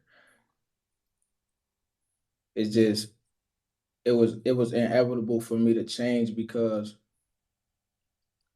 I didn't have that like what I have now, like the structure, the support, and the mental ability that I had to think on my own now that I'm a grown man, and having that experience to learn from my mistakes. I didn't learn from the mistakes I was making then. I struggled tremendously when I first got incarcerated, and I had to do cognitive classes. I had to self-reflect a lot. And yeah, so I feel like now is like a prime opportunity. I take pride in what I do now. I work as an aide in this facility. I help teach cognitive classes. I'm a positive peer all the time. I stay out of trouble. So I feel like I'm ready. What was most influential to your change? It was a few things that was influential to my change, but I feel like me not wanting to let what happened to Nizelle or how much time I got, I didn't want that to be my story. I didn't want that to just be the end of it. Like I serve my time and I get out of prison and let that be that. Um, I wanted to show that I was remorseful and that I wasn't that person. I was raised in a crazy environment. I thought everything that was going on around me was like it was made to seem normal. It was like I didn't feel like I was doing anything to harm or hurt people. So I feel like along the way, as I like stopped thinking like that, and people start like staff started to reach out and talk to me because they seen things in me, and some of my like close friends now, they seen things in me that I didn't see in myself, and they will always remind me, even when I struggled, even when I had stretches of staying out of trouble and messed up, they constantly reminded me that I did good, and it's I gotta start somewhere. And I feel like just having people constantly remind me like I'm better, I'm better. Then I started to believe it. So a key thing was just me wanting to embody the difference that I wanted to make. I wanted to like be that difference first instead of just thinking about it and being scared to take those steps. All right. What areas do you think that you still have work or growth? Um, Areas I have to most definitely improve on. One is like my self assurance, like believing that I deserve to be the person that I'm capable of being, and not succumbing to like peer pressures and stuff like that, which I do a good job of. Like I said, I help facilitate classes because of that, and that's just like the main area I feel like I need to like strengthen is the area of listening to outside noise that don't always want to see you make that change and be positive. Another area I could work on is communication, like making sure people understand where we stand, regardless of like what's going on in my life or what's going on in their life. Is people evolve, and just being willing to let certain things go and leave your past and leave my past in my past. All right. I'm going to open the floor to other board members for questions.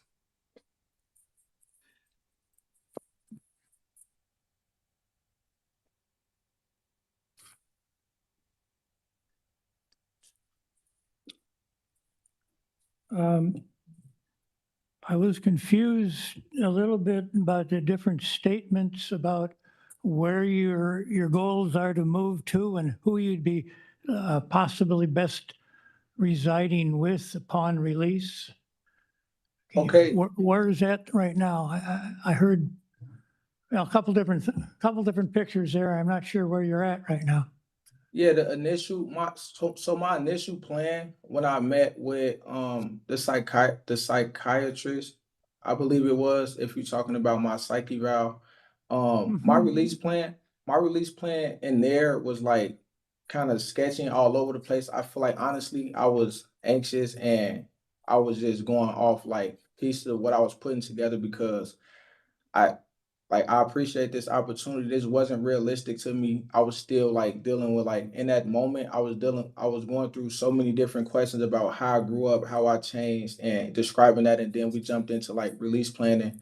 So my mind was kind of reeling, but my release plan that I put forth together was the solid one where I would be um going to stay with my long time family friend Helen Hunter in Columbia Heights, and she has room for me there where she could teach me more on how to pay bills and help me save money, take me, you know, the stuff that's in that release plan. So that was more my solidified one after more deep thought and controlled thinking versus like a 5 hour interview where I just had to basically think about so many different things that I didn't get the proper chance to deal with at all for all of these years. And in 5 hours I had to really relive all of these things.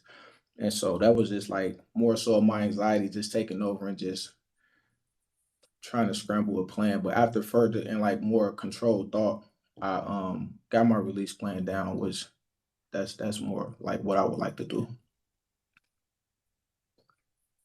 So too much, too fast, and appreciating the time to sort it through a little bit more is what I'm understanding. Yeah. So anything particular challenge you'd like to address that needs work in the next phase, the next verse?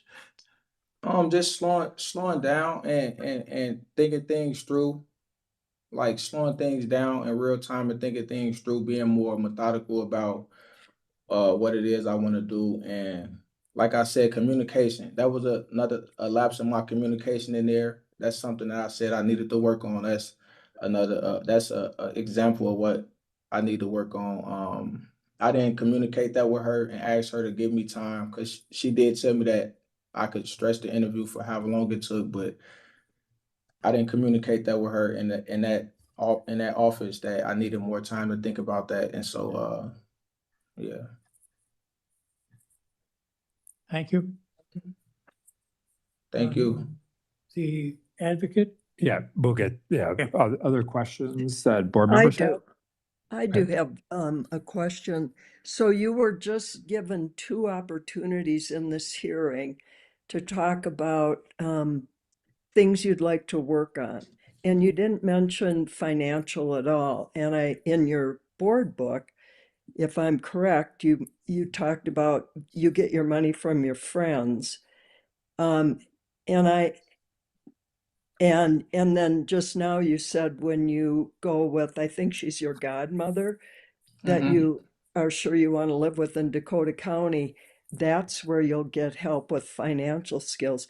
I'm really curious, why wait so long for that? And how important is that to you to have money? And how do you really feel about getting money from your friends? Yeah, and a part of that is like my transition to like I can work on it now. Obviously, I can work on it now, but with the prices, I to answer your question initially, I don't feel very comfortable being lenient on other people. I very much so am an independent person. All the work I put in to become like the person I am now, to overcome my challenges, was independent work. I did get outside help verbally from people, but the work physically I put in myself, and I take pride in, you know, being an independent person. So getting money from my friends wouldn't be my source of income. I would I have job opportunities lined up in that area. That's why I wanted to put a parole to my godmother's home.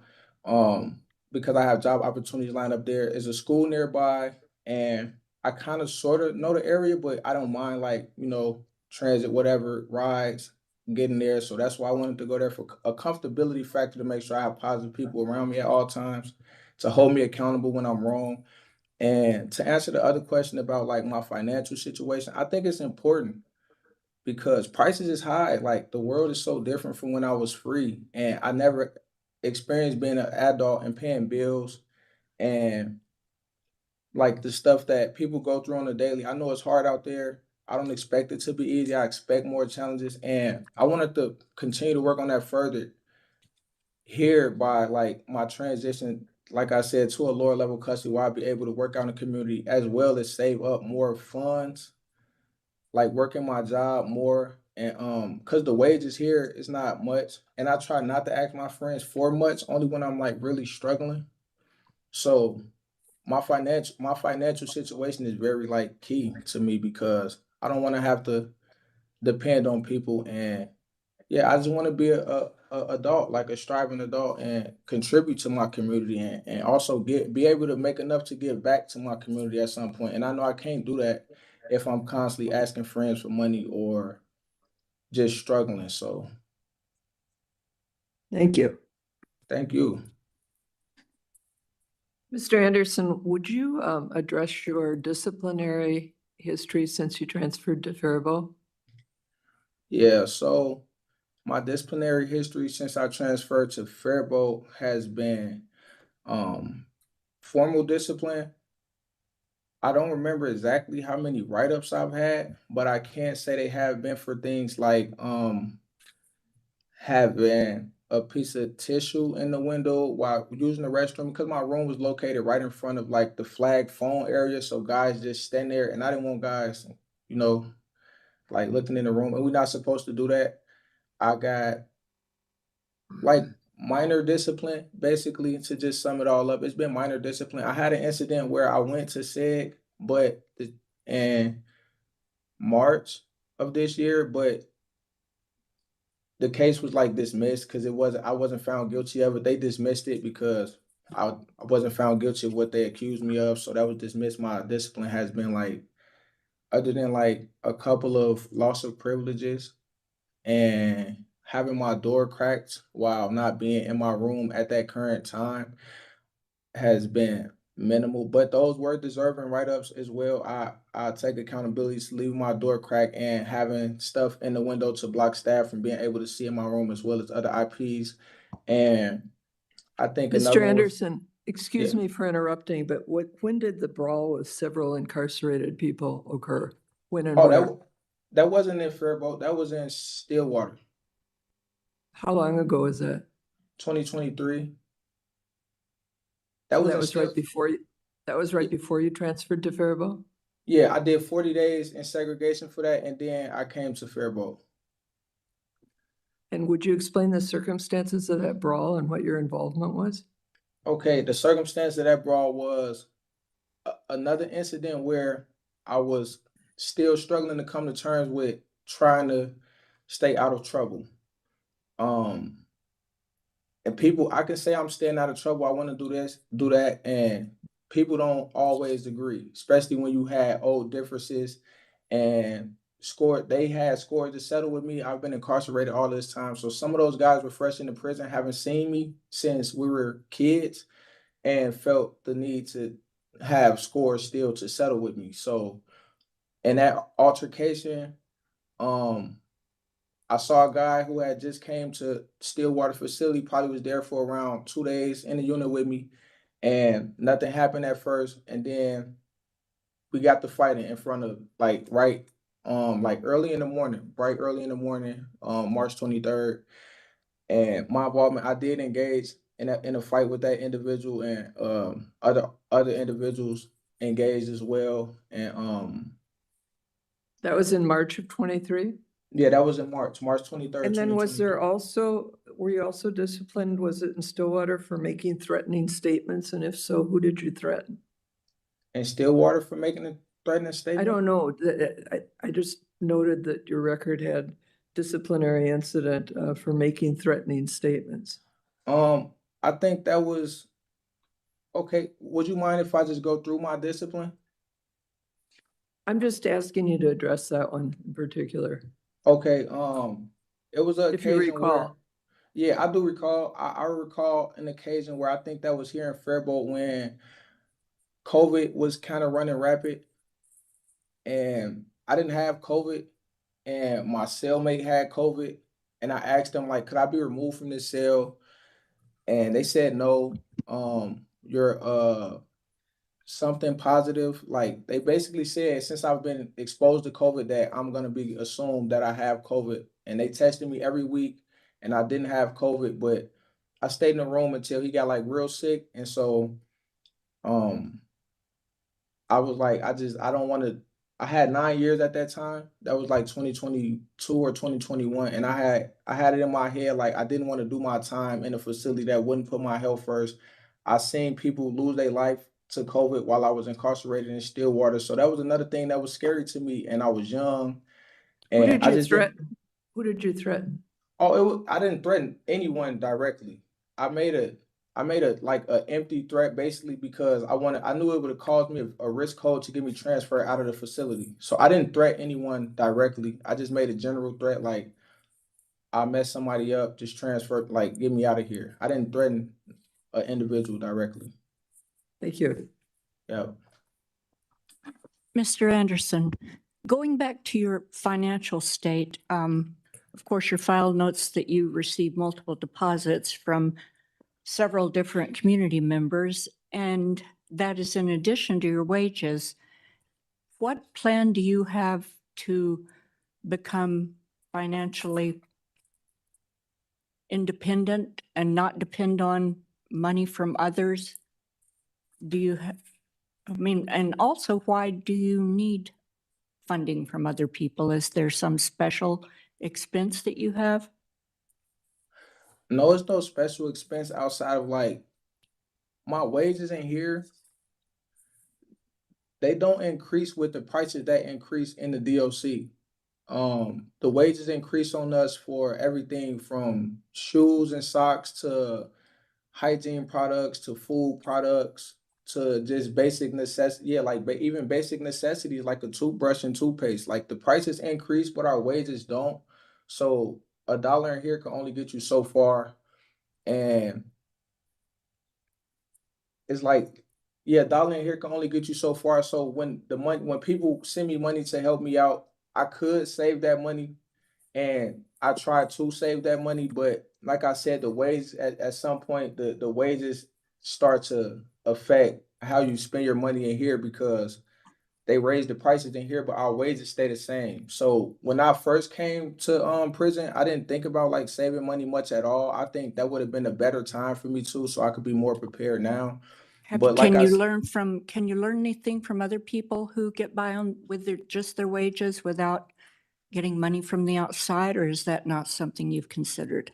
No, I've considered it, but I also have seen like other people struggle within the unit. Like a lot of people don't just get by without people sending them money. They ask people around the unit for a noodle here or something there, and they struggle. But I feel like I'm not willing to struggle in that manner. And like I said, when I get out, I have jobs lined up. I have schooling lined up. I know what I want to do to generate my own income. What is it that you plan to do to generate your own income when you get out?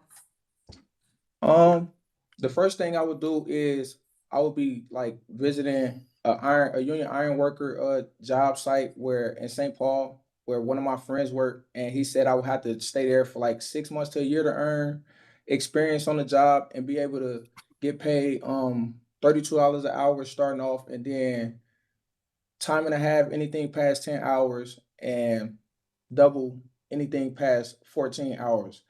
And so I would love to have an opportunity like that to be able to save up money as well as find a way to go to school online if I can't go to Anoka County or Summer Academy that's also in Minneapolis and like not far from the Columbia Heights area to go back to school for communication technology and work on computers and build things. So yeah, I would like to do that to generate my income. Thank you. Yeah. Mr. Anderson, can you talk a little bit about your outside support system? Who is that? Who are the people in your support system? I have a friend named Kiara Hunter. She's been my close friend since I was 11 years old, and she helps me like more mentally and just like just knowing how I grew up, growing up with me, and like being by my side, going through this whole last 13 years of my life. Ashley, that's in the screen as well. She's been in my life for the last almost 5.5 years now, and she another person that help me spiritually and mentally, and is willing to help me in any way that she can, like with housing opportunities. I have a friend, Markia. She another person that's there for me, like when I need her financially, mentally, and can help me with job opportunities. Capria, she can help me with job opportunities and housing. She works in housing and helping other people get jobs. She works with juveniles as well as adults, struggling families, formerly incarcerated individuals.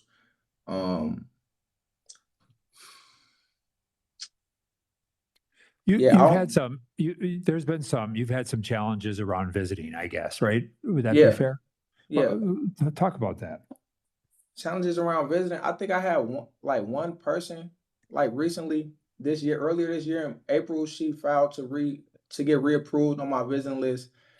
And I think she said she had like a traffic ticket or something that she had to go get settled. And she ended up getting it settled. She got the traffic ticket settled. I think she paid like a court fine. That's like the only visiting difficulty that I remember. Riel Shannon. Okay. All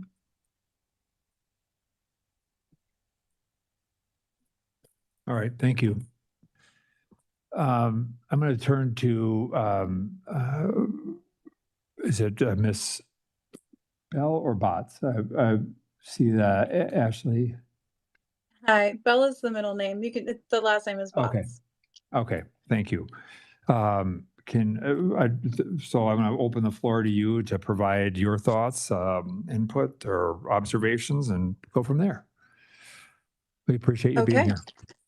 Oh, thank you. Thank you for having me. I was taking some notes as well, just so I could try to comment on some of these things. So I've known Julian for about 5 years, and it started because I was living in Los Angeles. I'm a writer, director, and social media influencer who also has a religious studies background. I've taken multiple courses. I'm also a life coach and grief counselor. So throughout my adventures, one of the biggest things that I really became an advocate for was prison reform. And so I started to try to get multiple people within the arts community to participate in pen paling and just trying to be positive influences on people who were incarcerated. My inspiration for this was not just because I believe heavily in prison reform, but because I am an advocate for human beings. I consider myself a humanist through and through, and have spent most of my life in service to helping humans in any way possible.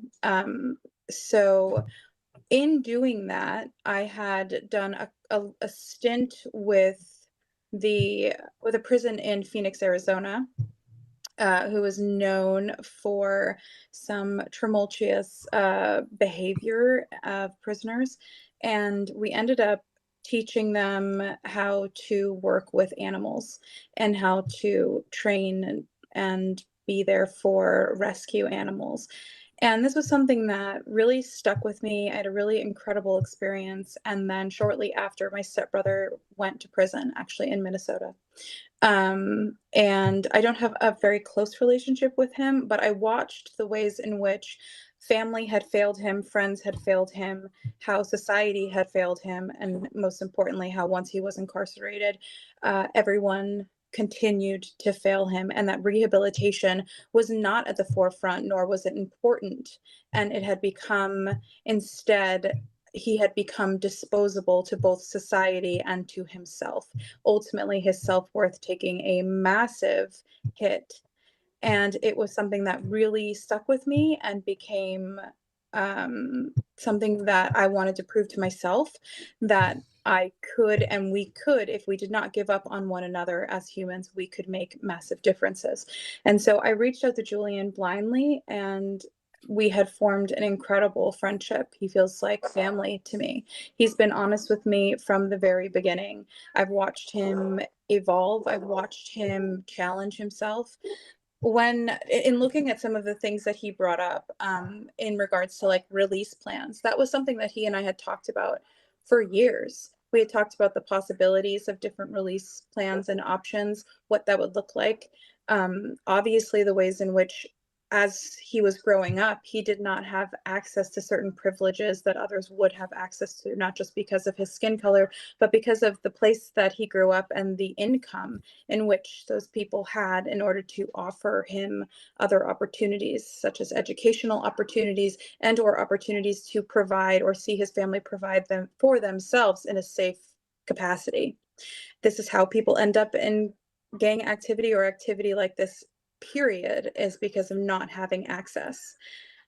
So yeah, it's unrealistic to ask someone who's incarcerated, how and where do you plan on going, without them having people to support them. And so I'm so happy to hear that, Julian does finally have someone that is willing to remain beside him when he gets out. And I am also one of those people, just as a friend. Granted, I live in New York, but intend on flying to Minnesota for his release to be there for him, with me and my 7-year-old daughter and my husband, because Julian has become family to us. I was listening to the things that he would work on and the financial assistance and the concern in that particular area, which I understand greatly, as I'm someone who is not incarcerated and still struggling to afford my bills, who works nonstop in order to provide for her family. I run my own business. I run 4 different social medias. And all of my clients are clients who have been through immense amounts of trauma and who are trying to make a life and living for themselves. And so that's my job, is to literally to assist people, both mentally, spiritually, physically, whatever it is that they need in order to be able to be independent. And so that's something that I've seen him be so interested in going to potentially law school.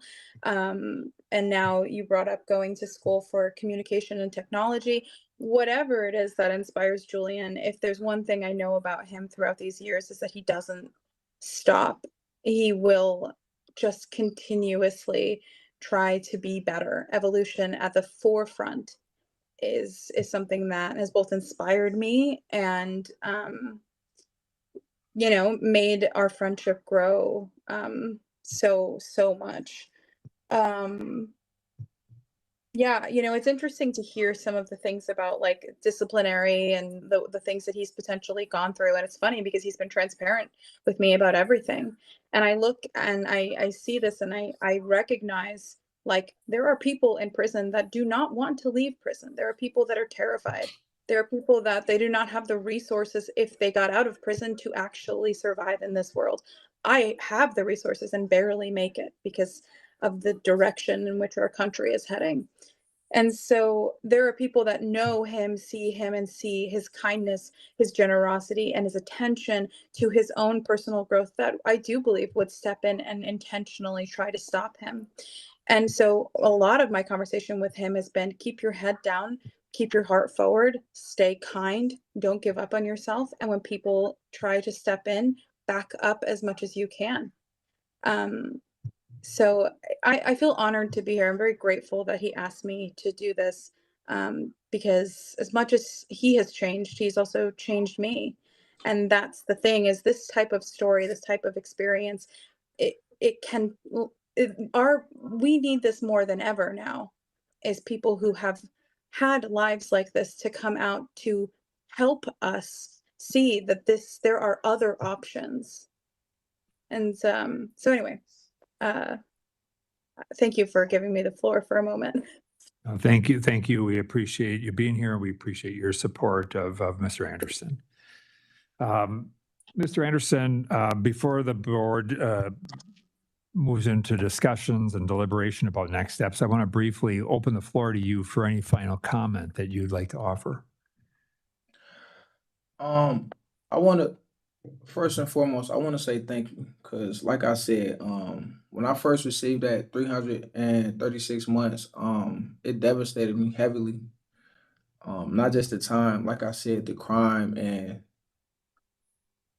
like just knowing I had no sense of direction of how all of this time was gonna get done, what I was gonna do, who was I gonna be, would I even make it out? of prison. Like I never had experience like this from juvenile detention centers or anything like that. I just want to say thank you for the opportunity for this to even be possible, early release, like for even hearing me or like overlooking my case. Granted, it's a juvenile sentencing review, so maybe someone had a change of heart somewhere, and was fighting for this law all the time, but I didn't know anything of it until recent years passed, and I was already putting the work in. I wanted this change for myself as an individual, and for the people that I let down, the community that I let down. I wanted this change because that's not who I really was, truly was. I didn't know, I had no identity. I have an identity now, and yeah, I just want to say thank you for this opportunity to just come here and try to show y'all who I am now and how I've changed over the years, and that I want to continue to make these changes and continue to take strides in the right direction and not have any more setbacks. Like I don't see any more setbacks in my future. And yeah, I'm open to whatever recommendation, any recommendation there is to be made. I'm open to it. I'm more than willing to just continue to move forward. So thank you. Thank you. And with that, I will close the discussion. During board discussion and deliberation, the board will not entertain questions or allow interruptions. And with that, I'll open this to the board members to talk next steps.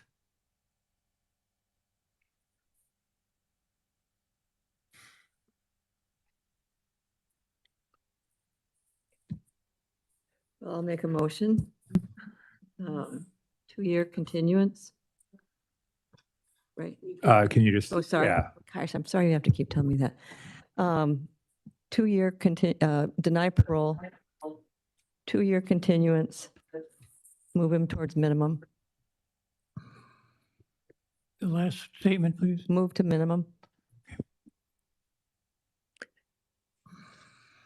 And could I just add in that, really solidifying a release plan, and in the meantime, work on budgeting whenever that opportunity allows in the next 2 years?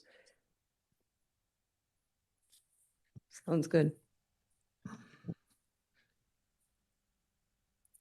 Second. Okay, there's a motion and a second. Further discussion.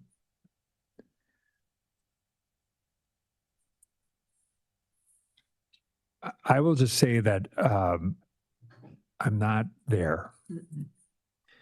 And I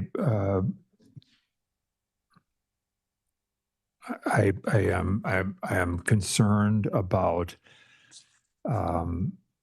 kind of the stabilization side. I'm concerned about what I think is, well, I don't want to minimize the positive influences that he has, but there's, you know, he has a tremendous amount of female support, which I don't have any challenge or problem with. But I'd like to have a deeper understanding of some of that. I think that can be challenging and a challenging issue. I think, you know, some of the, even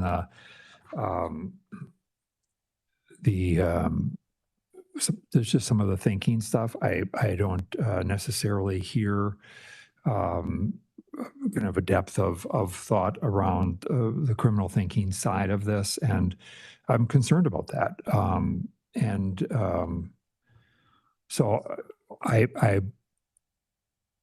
you know, I get that we're talking about bringing him back to have that conversation, and I guess I can be supportive of that. I'm not in a position where I could or would support a step down to minimum at this stage of the game. I couldn't. Well, could I ask, Commissioner, and the other thing that I don't hear in all of his comments is anything about empathy.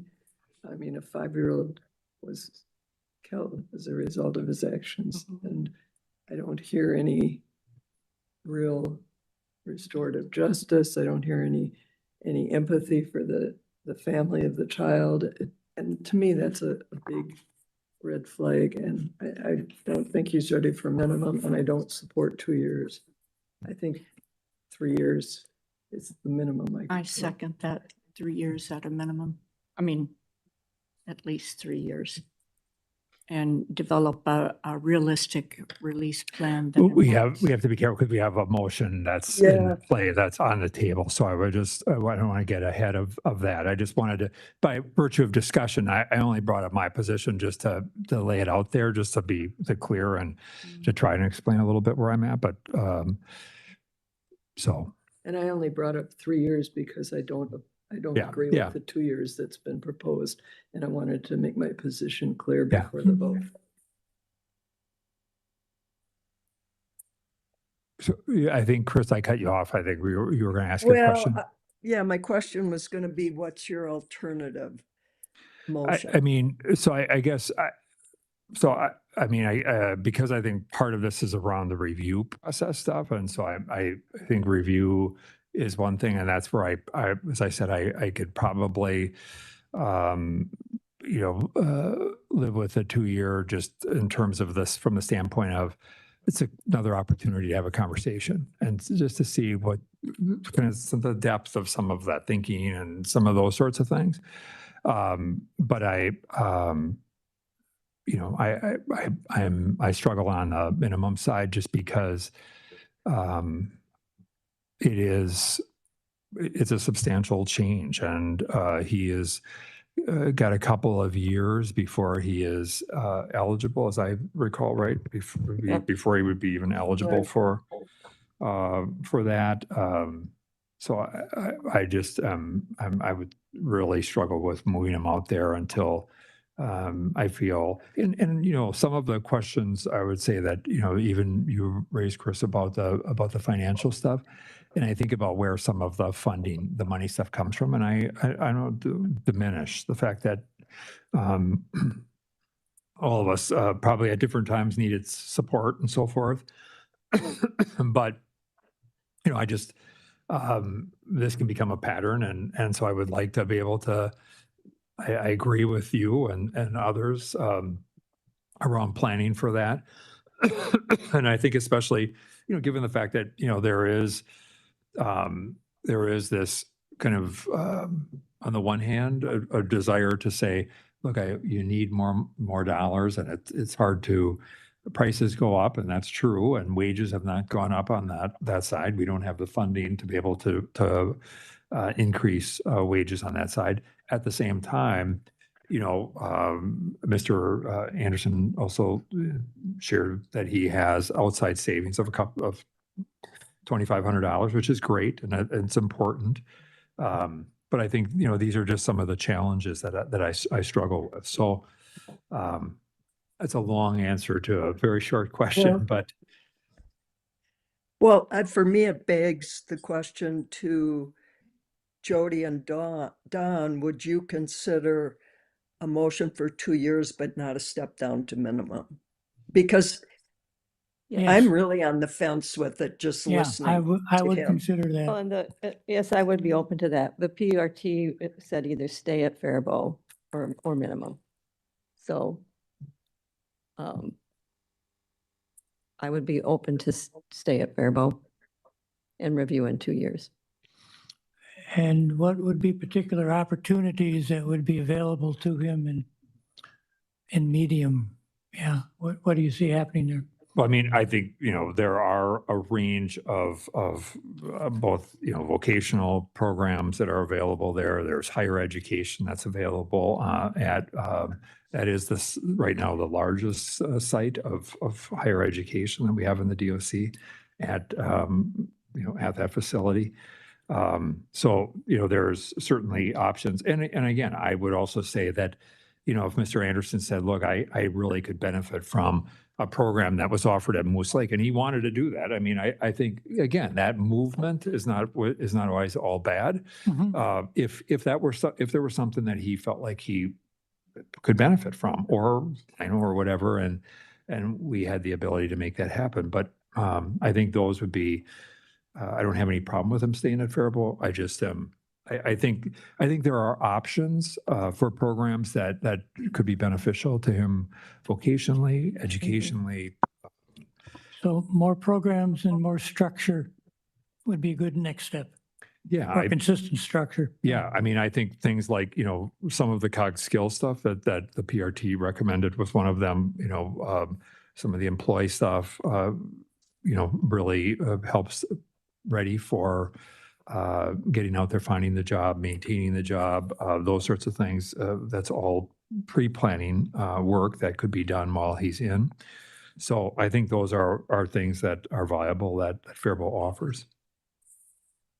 So we're in So agreement. you would Comfortable with that, support yes. that modification of, good. okay, so you have that, Becky? I do. I just have one question. Cheryl had brought up restorative justice or empathy. And would that be part of it? Because that was part of the PRT as well. I think it would be a worthwhile thing, just to Yeah. absolutely Working on engage and, yeah. That's what they said. The PRT also talks about, well, they talk about the cognitive programming at Faribault and cognitive behavioral intervention, as well as a 33-week session over an 11-week period. Do you know what that employ is? That, okay, I had to employ. And it's learning how to manage high-risk situations. They seem to recommend that if he stays at Faribault. So I would. Yeah, I think a lot of that cognitive behavioral stuff would address that. I think the employee program is really focused on that, finding, retaining employment, stabilization, those sorts of things upon release. All right, we have a motion and a second. I think we have clarity around where we're at. To the motion, Board Member Bray, Yes. Board Member Earhart, No. Board Member Ramstead, No. Board Member Nelson, Yes. Board Member Strufert, Yes. and Schnell votes yes. So the motion prevails. Mr. Anderson, we would be looking to continue you for a period of 24 months. You've heard kind of the discussion and some of the thinking and the rationale. I would strongly encourage you to work with your team there at the facility to really develop a tightened plan, even for the next 24 months. And if there are some move that you think would be beneficial for you to another facility, albeit not at the minimum level, that's something that the PRT could certainly bring forward, and we can look at that move. But at this point in time, we would really like that demonstration of stability. You're really not eligible for consideration much before that anyway for a release. And so this is really the time to dig deep. Any questions about that? No, thank y'all. Okay. All right. We wish you the best. Good luck to you. Good luck to y'all. too. Thank you, Ms. Potts. Thank you, everyone.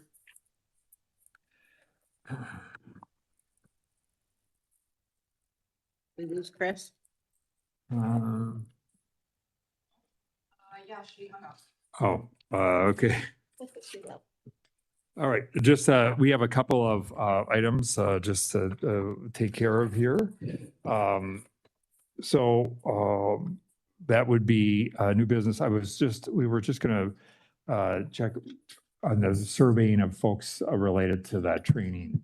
I'm having a difficult time getting a commitment out of the youth. The program. advocacy. Okay. So I have not yet gotten a commitment on dates, other than dates that were not for a training, but were just for a meeting, and that wasn't what we were looking for, so. Okay. I'll still work on it. Okay, so as soon as we get that, some dates, and we would, we've talked about a number of different things related to, even some of the, how do we manage the differences and psychological assessments and some of those sorts of things. So that we would want that training to be a part of and look at that, being, 4 to 5 hour kind of program. And to the extent that we could do it in person would be great, but it doesn't necessarily have to be that way. It could be done but some online option as well, or virtual, or whatever that looks like. So we'll continue to work on that. And the other action item we have is a motion to approve the meeting minutes of September 24th. And so moved. And One more quick mention. oh, yeah. Thank you for that. So I'll come back to that. Let's see, did we have only adult cases at the last one? I think it was, right? Yes. Okay, so, I yeah. can't- And so, We can't vote. yeah, so we may have because you were not, here. we don't have the ability to vote on that because we don't have 3 members because you'd have to abstain because you were not present. So we'll have to hold that and bring those minutes back to the next meeting, just because we need to have 3 people who are present for that to vote on that. The other thing was just a reminder that there are some members, and I don't remember exactly who's got which, but there are some members who have January 2026 term expirations. And it sounds like the Secretary of State's office will be looking to post those seats here sometime in November. And we can certainly let people know when there is. And for those who may be interested, you certainly are welcome to apply for reappointment should you be interested in that, and go from there. And then last, we have the next meeting of the Supervised Release Board is, oh, wow, it's almost a month away. Wednesday, November 12th here. And I think that is a big day, though. There will be a lot of victim participation from the way it sounds so far, and 6 reviews. So it will be a very heavy day. And so we may be running a little bit late and need to start a little bit early with victim meetings in the morning. And so whatever that may mean for people, and we'll try and build in a little bit of time and make sure people get a little bit of a break or the ability to get some nourishment in between some of these things, and go from there. And there's no juveniles that day. Is there? Oh, I No, can't remember. I'm pretty sure. You're pretty I sure? don't Okay. think so, but I can't say 100%. That's okay. Tell us. I think I'm right. Just given who some of the cases are I'm familiar with, I think that it is all adult cases that day. I can think of, All adult okay. okay. I could think of a couple of them, and I knew they were adults. Okay. All right. And so with that, I would request a motion to adjourn. I second the motion. All right. I'll move it. You can second it, and we're adjourned. All right. Thank you.